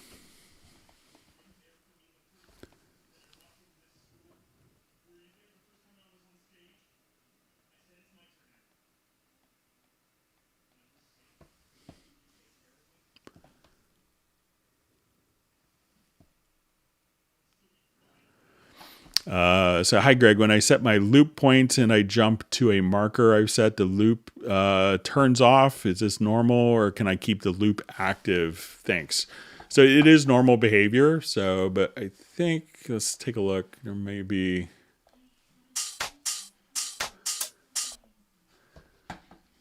Okay, so let's see if I come here.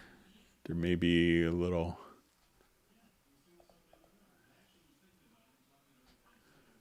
So let's say independent track loop.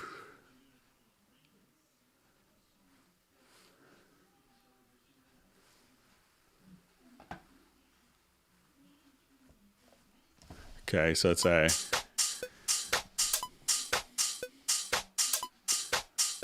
All right, so let's say if I jump here.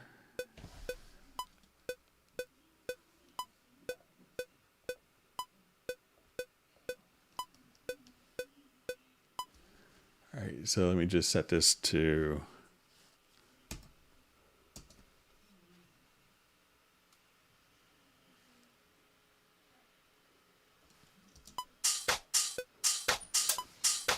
All right, so...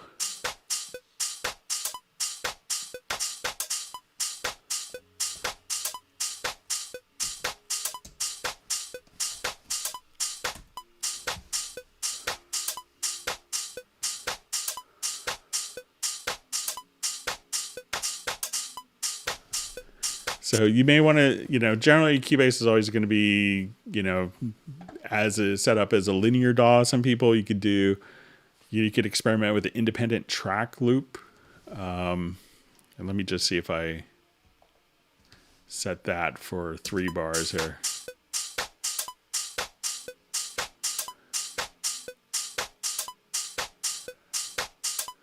And now my song will continue to play on. But just that little section will continue to loop over and over and over again. So if you wanted to loop like 3.5 measures. And just have the song continue to play on and on and on while this continues to loop, you could do that as well. So just make sure you may have to come here to the setup window and just turn on the independent track loop, and you can do that for MIDI or audio.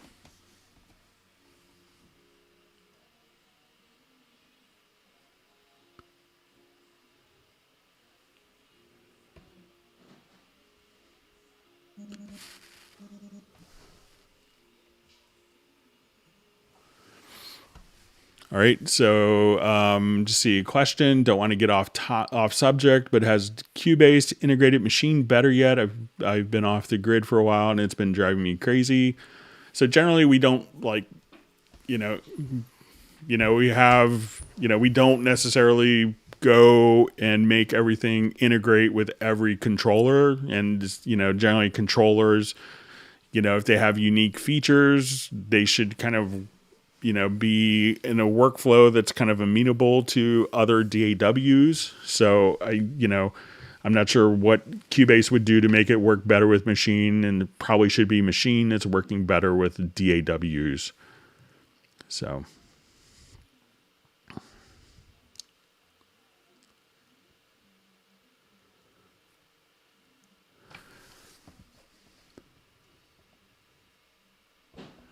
make sure you also send your question in Native Instruments. All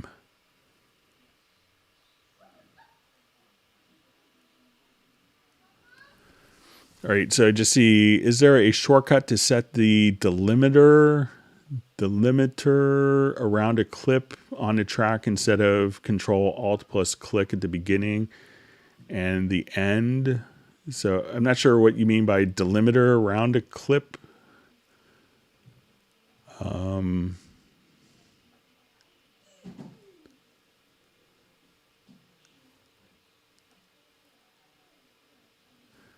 So maybe excuse me. Maybe if you could let me know what you mean by, let me just clear my throat. So I'm not sure what you mean by delimiter around a track. Instead of Control-Alt-click at the beginning. So if it's just kind of like the, if you're doing like just a range selection, I'm not sure if you're doing that where, you could just say, I want just that particular portion to go. So, but let me know if you could rephrase the question. Maybe we catch it before the end.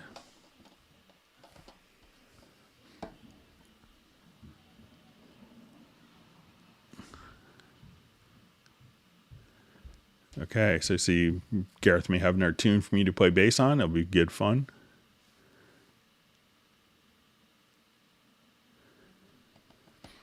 Okay, so I see question, how can we use two different sample files in the same sample track? So the sample track is really designed for one single sample. You could kind of split it if you wanted to using the slices, but if you wanted to have multiple samples, try dragging it directly into Groove Agent. And there you could have, 128 pads with 32 velocity layers for each one. Okay.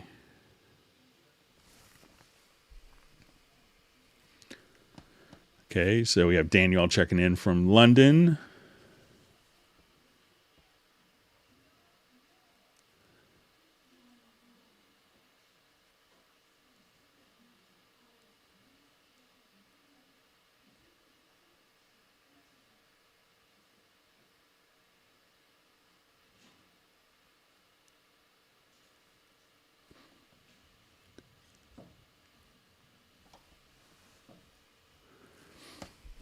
All right, so just see from Jet Li. Hi, Greg, wondering if you had to look at my external effects email. I'm trying to record my live performance on my pedals while monitoring the track in the background. Thanks.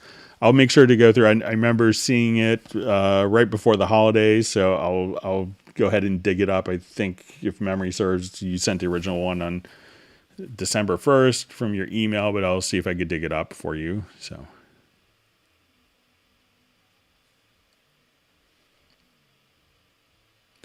All right, good to see Mandy Lane on a Hangout.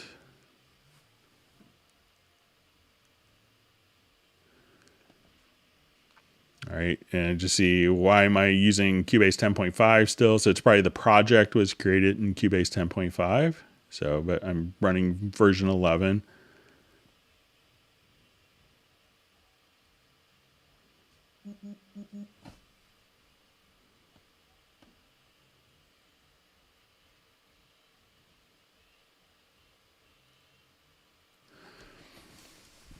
Hi, Greg. I've noticed that if there is processing on tracks via insert where there is no audio, the mix down takes a lot longer. You'd expect the render engine to be smart about this. So,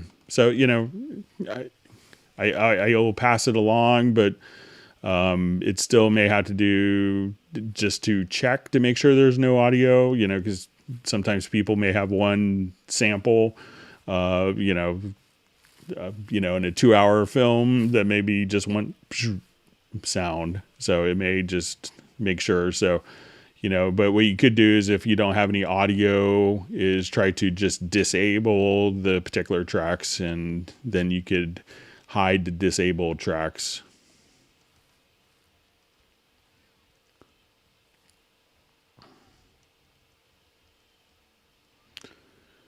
Okay, so I see ShaperBox is a plugin by Cable Guys. So I don't have a copy of ShaperBox, but if it's not doing, part of the VST3 specification included sidechain. So if it's a VST2 plugin, it probably won't support sidechain. So make sure that you had the VST3 version.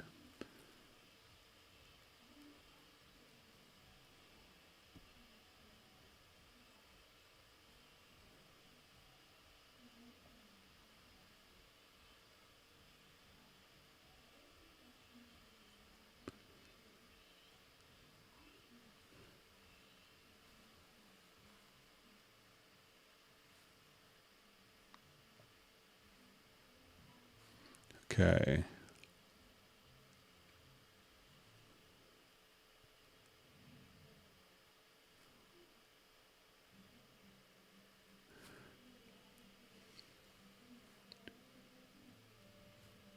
Okay, reading through different comments.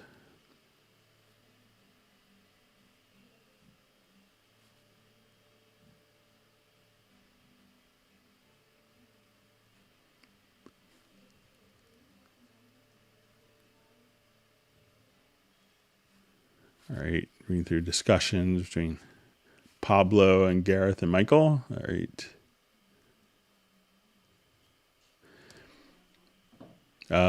So I see a question: if I make music with virtual instruments, can I still publish my songs to Spotify? Sure, no problem at all. You can make however you want to publish music and create it. I don't think Spotify cares whether it's a real instrument or a virtual instrument or what the difference is. So music is music.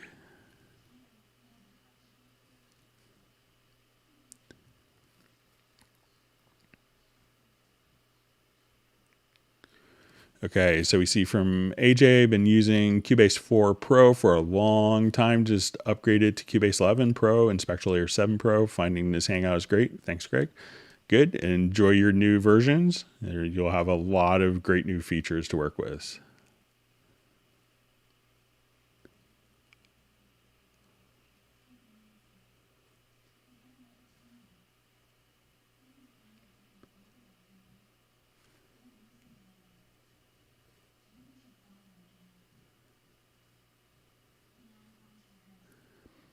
Okay.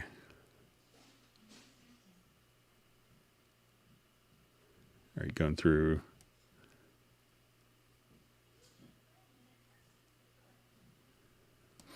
Okay, so just see a comment from Mark. These Hangouts are incredibly useful. I've been methodically going through them with the help of CubaseIndex.com. Thank you, Greg, for your patience and expertise. You're welcome. Glad to help. And as Michael mentions, I'm the cutting edge La Leche. All right.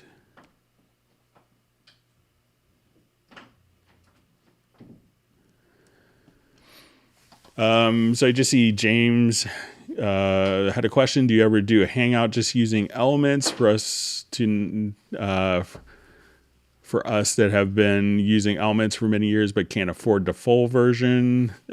We could maybe do something, but if you have like particular questions on elements, we're always happy to answer them. As we do Nuendo questions, Spectral Layers, we get Dorico questions, Wavelab questions. So.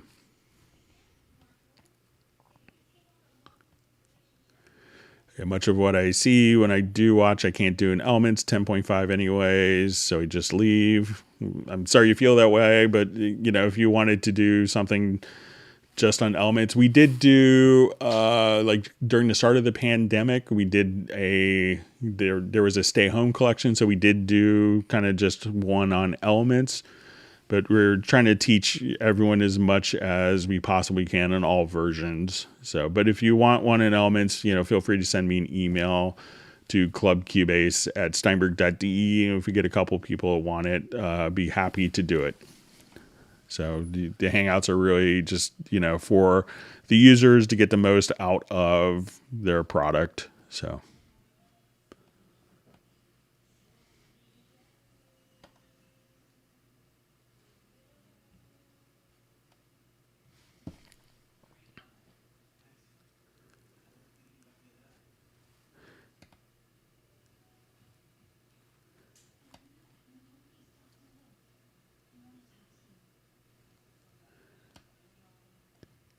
All right, you see Gant, I think, is checking out. All right, so let's go through finding some more questions here.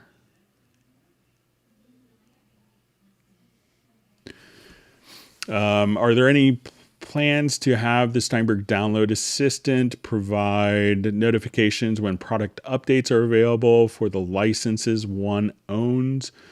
So, generally, I don't know if that's kind of, there's kind of a migration to a whole new system, and we kind of see the first parts of it with the Steinberg Download Manager. So we'll see a lot of changes. I'm not sure if it's going to migrate beyond, like just targeting particular licenses that people own. A lot of people will just kind of get, like when you go to the hub, you could see a lot of information on, different new versions, as well as, deals, the forum support that you can, get a lot of information from there. So that may be, kind of the chosen path to, have it updated within the hub. So, but I'll inquire about that.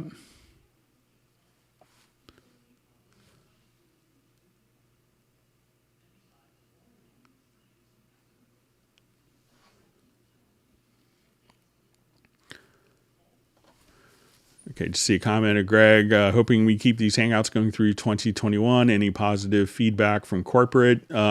So I don't know if if people at my corporate know that I do this actually, so, or the extent of it. So, but they haven't stopped me. So, I think they kind of have a sense, and I'll, once in a while post a Facebook post of, we have this many hours in questions, just so that, people in my corporate office are kind of aware. It's like, oh, Greg's busy. So, but, they haven't stopped me, so I'm just going to keep doing it. I know for the rest of our fiscal year that we're not traveling.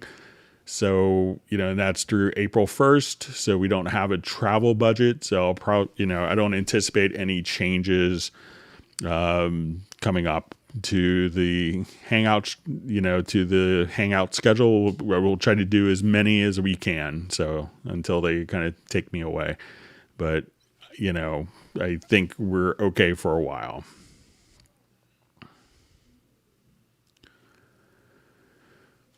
Okay, so how can I save and still have them after I restart Cubase? What attributes I want to see on Media Rack? So if it's, if you want to have, I think this may, this information here may be reset on Cubase. So if the question is like, if you wanted to keep like particular set of attributes always checked when you restart, I'm not sure if that's something that's actually saved within the project, but that may be reset upon, I could do some experimenting to check to see if those different things will be preserved after a restart. If you want to email me at clubcubase@steinberg.de. Okay.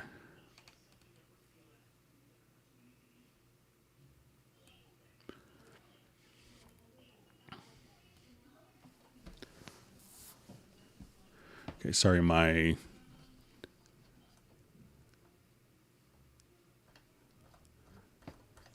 chat field just jumped on me. Bear with me, see if I could. Okay. So Greg, how do you record the audio from a rewire slave into Cubase? So probably what you could do is send, and you could do this with any audio source. I'm not sure. I don't have any rewire slave devices anymore. I don't have any installed in my system. But what you could always do is take the outputs of the rewire, route it to a group. So let's say this is our audio track, and I know you may not see audio on there, but you could add this track to a group channel, to the selected channels, make it a stereo group, and then add a separate stereo audio track. And for this audio track, set the input from the group. And then you could be able to hit play. The audio gets routed out to the group. The group serves as an input into this audio track. And so you should be able to record it like that, worst case scenario.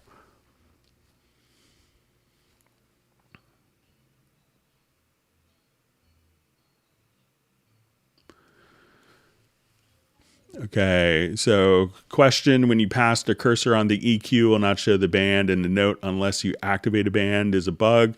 So I think we'll see a resolution to that. So I did pass it on earlier last month when you brought it to my attention. So I think that it may be resolved already in the next maintenance release.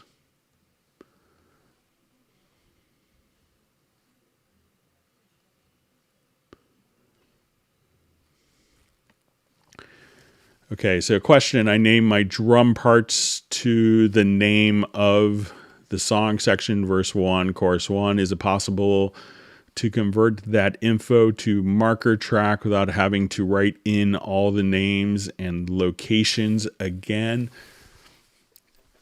So let's see if we could maybe come up with... see if we can come up with a solution.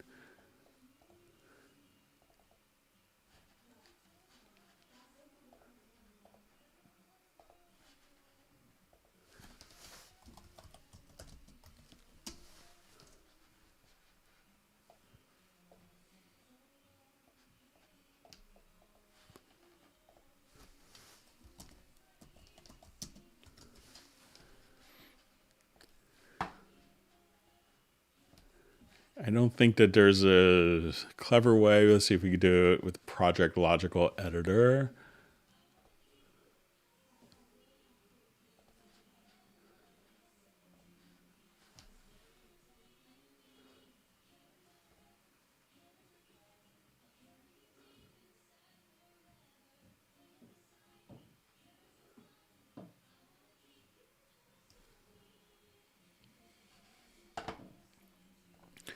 Yeah, so I don't, you could maybe select, let's say if we have a marker track here, something to speed up the process. So let's say if I come here, I hit P to set the locators, and let's insert...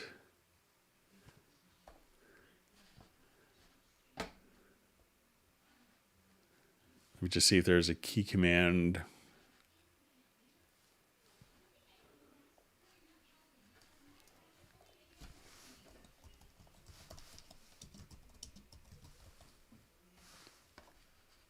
For insert and name cycle markers.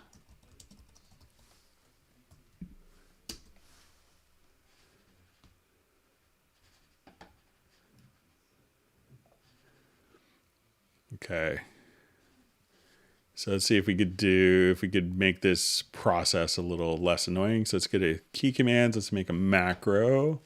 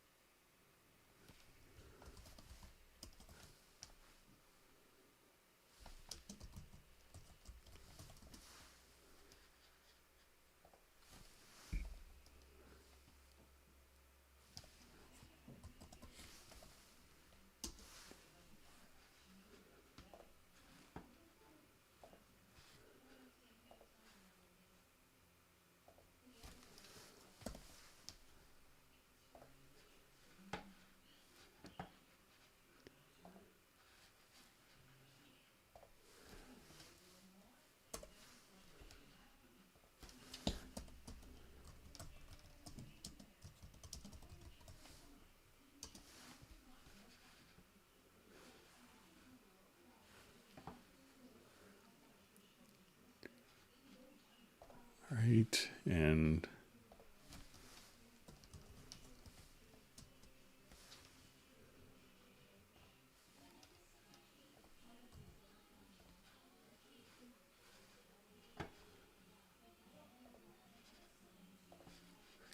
all right, so let's see what happens if we...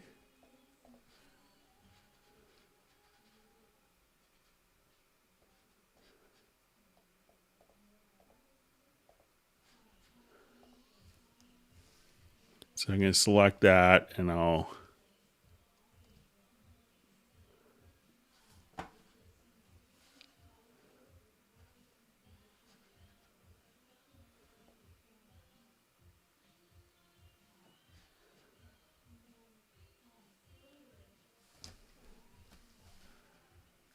All right,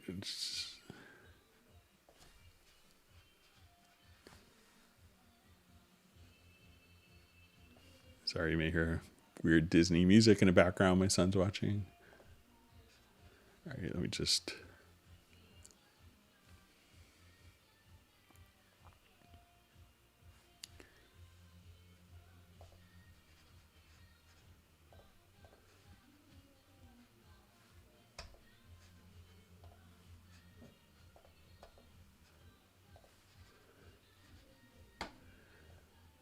All right, so say if I copy this manually,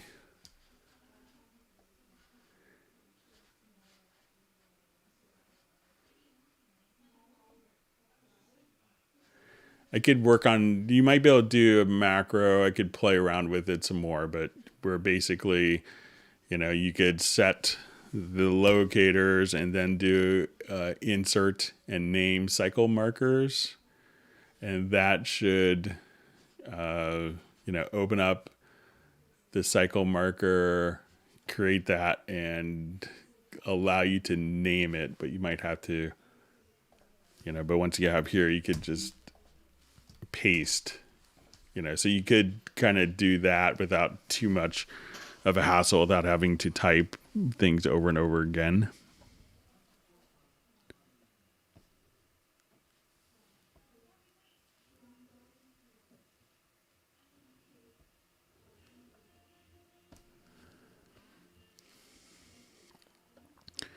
Okay, so please provide the signal chain to avoid latency when recording and monitoring live vocals. So, you know, if you want the best signal chain for that is not to use any plugins. So, but, you know, but you could always just try to quickly turn on the constrained delay compensation here. All right, so we had a bunch of questions that were mailed in. Let's get to those before it gets too late. Thanks for all the wonderful questions that people have sent. All right, so we had a question mailed in. Is it possible to set a key command to fold and unfold tracks? Okay, so the key command for this can be found, and you could do it from the project menu, and you'll see track folding, and you could have, let me just get my project open. I had kind of prepared for some of these.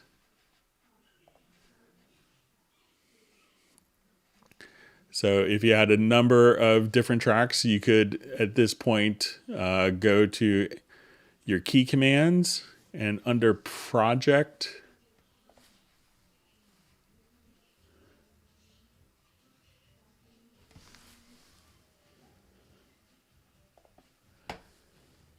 and then you'll see under track folding, or folding rather. So you go to folding, and then you could choose to toggle tracks, and that will open and close the folder. So once again, just go to project, to folding, toggle tracks.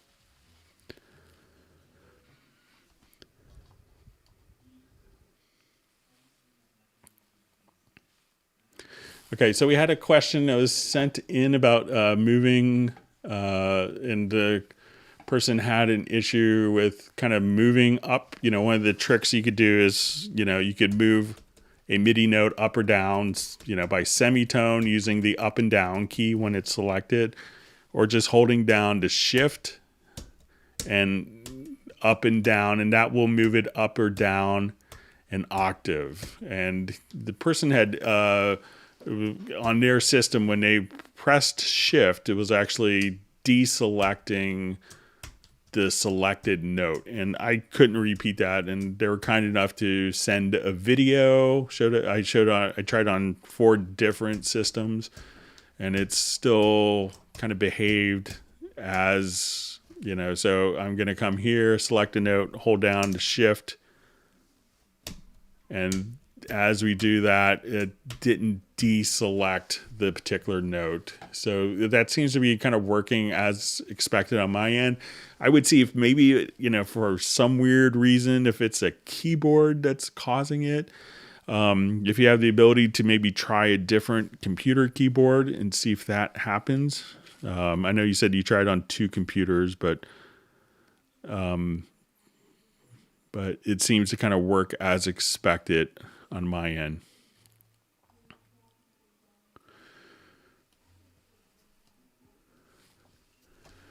And someone had sent in a question about using the chain, the arranger track. When we go to the arranger track, you get to go to, let's say, like our next chain. So once the arranger track is open, you could go to next or previous chain in the arranger track, and that it works here, but not when using the keyboard shortcuts. So, and the keyboard shortcuts you could find under edit and go to key commands, and you'd see them under the arranger track.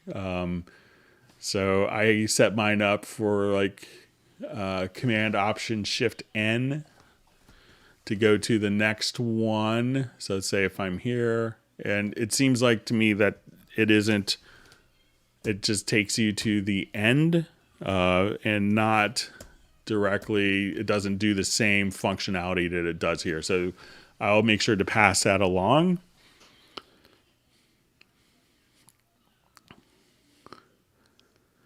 Okay, so we kind of had a question about, is there any way to add my own custom graphics for external VST instruments? So we covered this a little bit earlier. I think Fred asked it again on a Hangout, so there isn't a way that I know of. Okay, so we had a question. In the user manual, it is described that the content of a pattern pad can simply be dragged and dropped onto the instrument track that includes Groove Agent 5. When I try to do that, it's always the case that Nuendo creates a new track and drops it into this new track. I cannot find out what I'm doing wrong. So if I wanted to, let's just add an instrument track with Groove Agent. SE.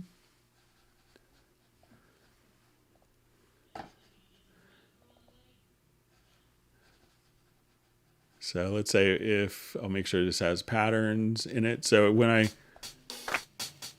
come here and, you know, make sure that you're not dragging it onto the track, or, you know, when I just drag it directly into the project window directly on the track, it just kind of shows there without making any particular MIDI files. But you can make sure that, you know, if you could let us know if it's a user defined pattern or if it is a, you know, one of the patterns that comes with the library, that could be helpful. But it seems to kind of work as expected here. Okay, we covered this question in the Hangout. Okay, so I'm setting up Touch OSC to work with Cubase. Is there a way to have the send panner addressable through like a MIDI CC message? So let's say if I go to this particular track and I have, let's say, a send going to...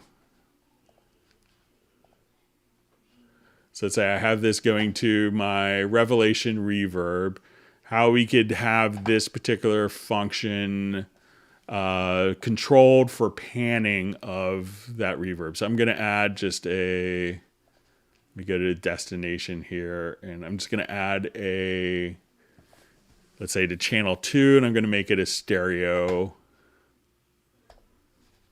revelation here.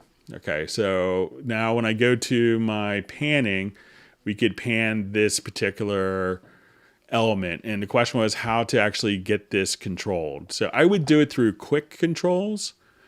And what you could do now is just come over here, click on the learn. And now as you move it, this will automatically populate that. So when I click on the learn function, now my quick controls, and I could assign this by going to my studio setup and go to my track quick controls, and I could just set up whatever my MIDI controller is. Click on, so let's say this is set to, controller 42, but I hit learn, and this will auto-populate that MIDI CC as I move the knob, and that will automatically, now my quick control will control the panning of the effect. So at this point, I did it for the wrong channel. So let me just come here.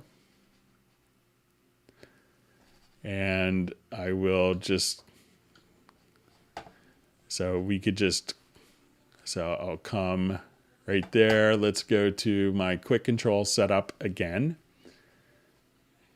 And I'll just do for quick control number 1 here. So let's just say learn. And then you could just have that controlled directly from your quick controls. So, but I'll pass on to see if we can get it added into the generic remote control.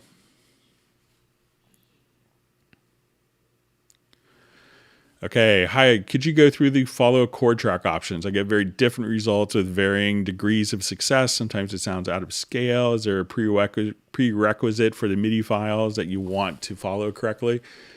So if you're working with, let's say our chord track here, and let's say I have simple chords.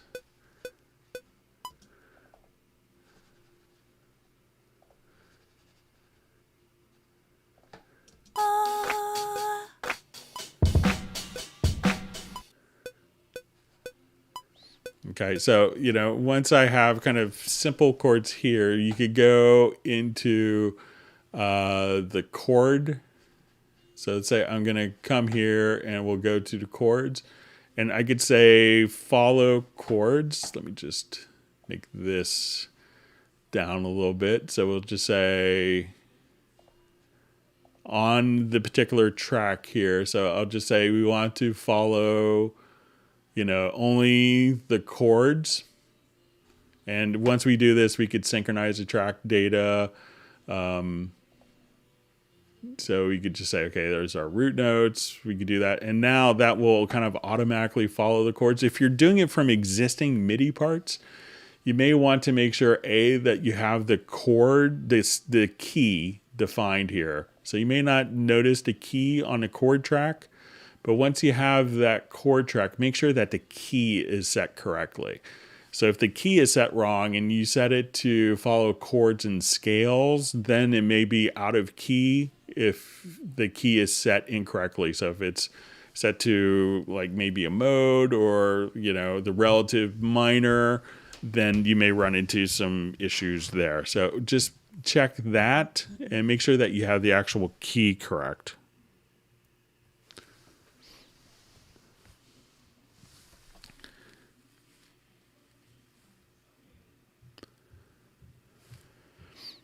Okay, so we had a question. I can't get the generate harmony voices to work on my main vocal. Can it have anything to do with the double lines in the top bottom of the track? How do they ever get there? So, and he was nice enough to send a particular track as a reference. So when, let's say we've done this earlier where we answered the question how to get the chord track from the piano part. So when we do this, so I'm going to just take like just a little phrase. So I'm going to just say, let's just take, this particular phrase, and I'm going to add a harmony to that. So once we have, make sure you have the chord track defined. Then go to audio, and you could generate your harmony voices like so. So I'm going to say just give me one harmony voice, and we'll listen to it.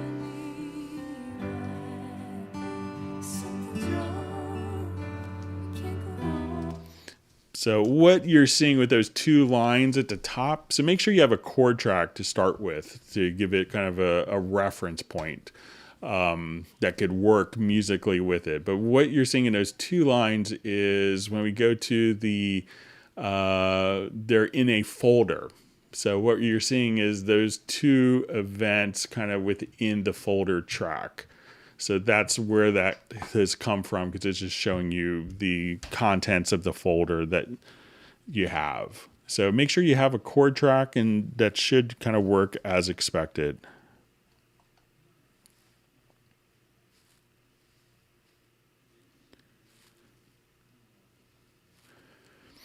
Okay, so I usually keep my record mode on replay. So if I want multiple takes to take advantage of the comping lane, should I change the record mode to keep history mode? Any shortcut to change this mode or toggle them? So if you wanted to toggle between like the different MIDI record modes, all you'd have to do is go to your key commands, and I think it's under transport. And then you could, I think it's going to be MIDI recycle. Let's look for MIDI first. Okay, MIDI cycle record mode. So let's say if I wanted to come here, okay,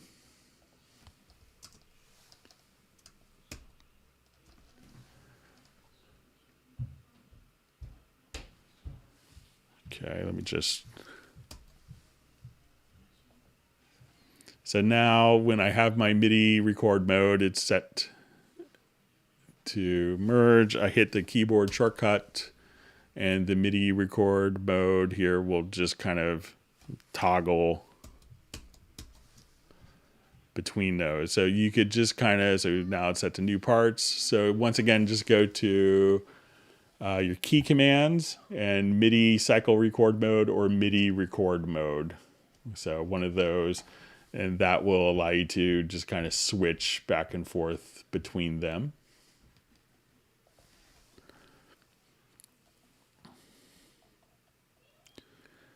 Okay, so this is from Jan, the Cubase, the man who's brought us to CubaseIndex.com.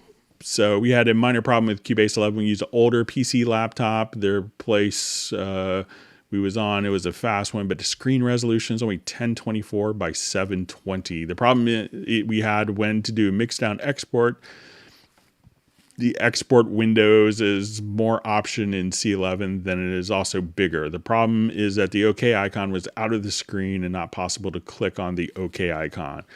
However, it was possible to resize the windows to get the OK inside the screen, so the workaround was okay. But the window size was not stored, so we have to resize the mixdown windows. For every new mixdown, we think that is an issue. The second issue is that we found no way for a key command to access click on the OK icon. Maybe the macro can be used instead. So some functions like the enter key often is a tricky thing to incorporate within the macro. So like a 1024 by 720 resolution is kind of, not ideal. It's not optimum. That's kind of, very Windows 95-esque for a screen resolution. So I'm not sure, maybe if you have the ability to hook it to a different monitor or something like that, if that gives you more of a resolution, or if it's kind of like a netbook. But let's say if we go to our export audio mix down, so you probably juggled around, but let's say once we add to a queue, so let's say we do our stereo audio mix down, we add it to the queue. So once that is there and this window is open, it should automatically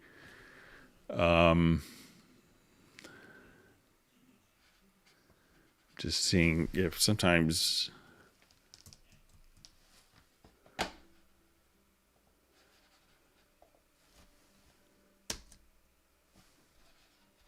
seeing if it's the active window. Sometimes see if you hit the enter, that'll take you.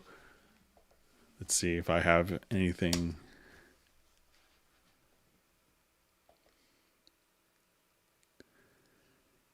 Yeah, so you may have to, with that resolution, I think it's kind of below what, the minimum resolution is. So you may just have to kind of toggle that and kind of go back and forth, so, and just kind of constantly re-stretch to make that window fit. But, you can resize the window a bit. And if we close maybe some of the different features. So I don't know if you've resized this window and kind of working within your desktop space as well, and see if that makes a difference for you. All right, let's go back to our live feed. Thanks everyone for great questions. And let's go ahead, and we have just a minute or two left. Let's see if we get one last questions in before we wrap up. I'd like to thank everyone for the great questions.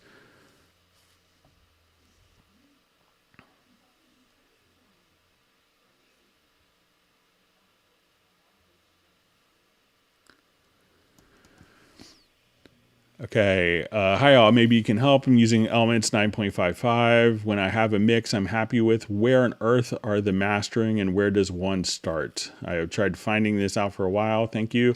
You could try to just take, once you have, some people will take the stereo mix down and do a master of that. And take that stereo wave file and run that through processing, like, limiters or EQs. So that may be kind of the, or that may be the best place to go. And it also kind of depends on what you're considering mastering. So with that, we'll go ahead and kind of wrap up. We're just about out of time. So I'd like to thank everyone for all the wonderful questions. I want everyone to please stay safe and healthy. It's okay to be boring and healthy. So I hope everyone's able to stay safe and healthy, and we'll see you guys on Friday. If you want to send questions in advance, send it to clubcubase@steinberg.de, and we'll see you next time. Goodbye.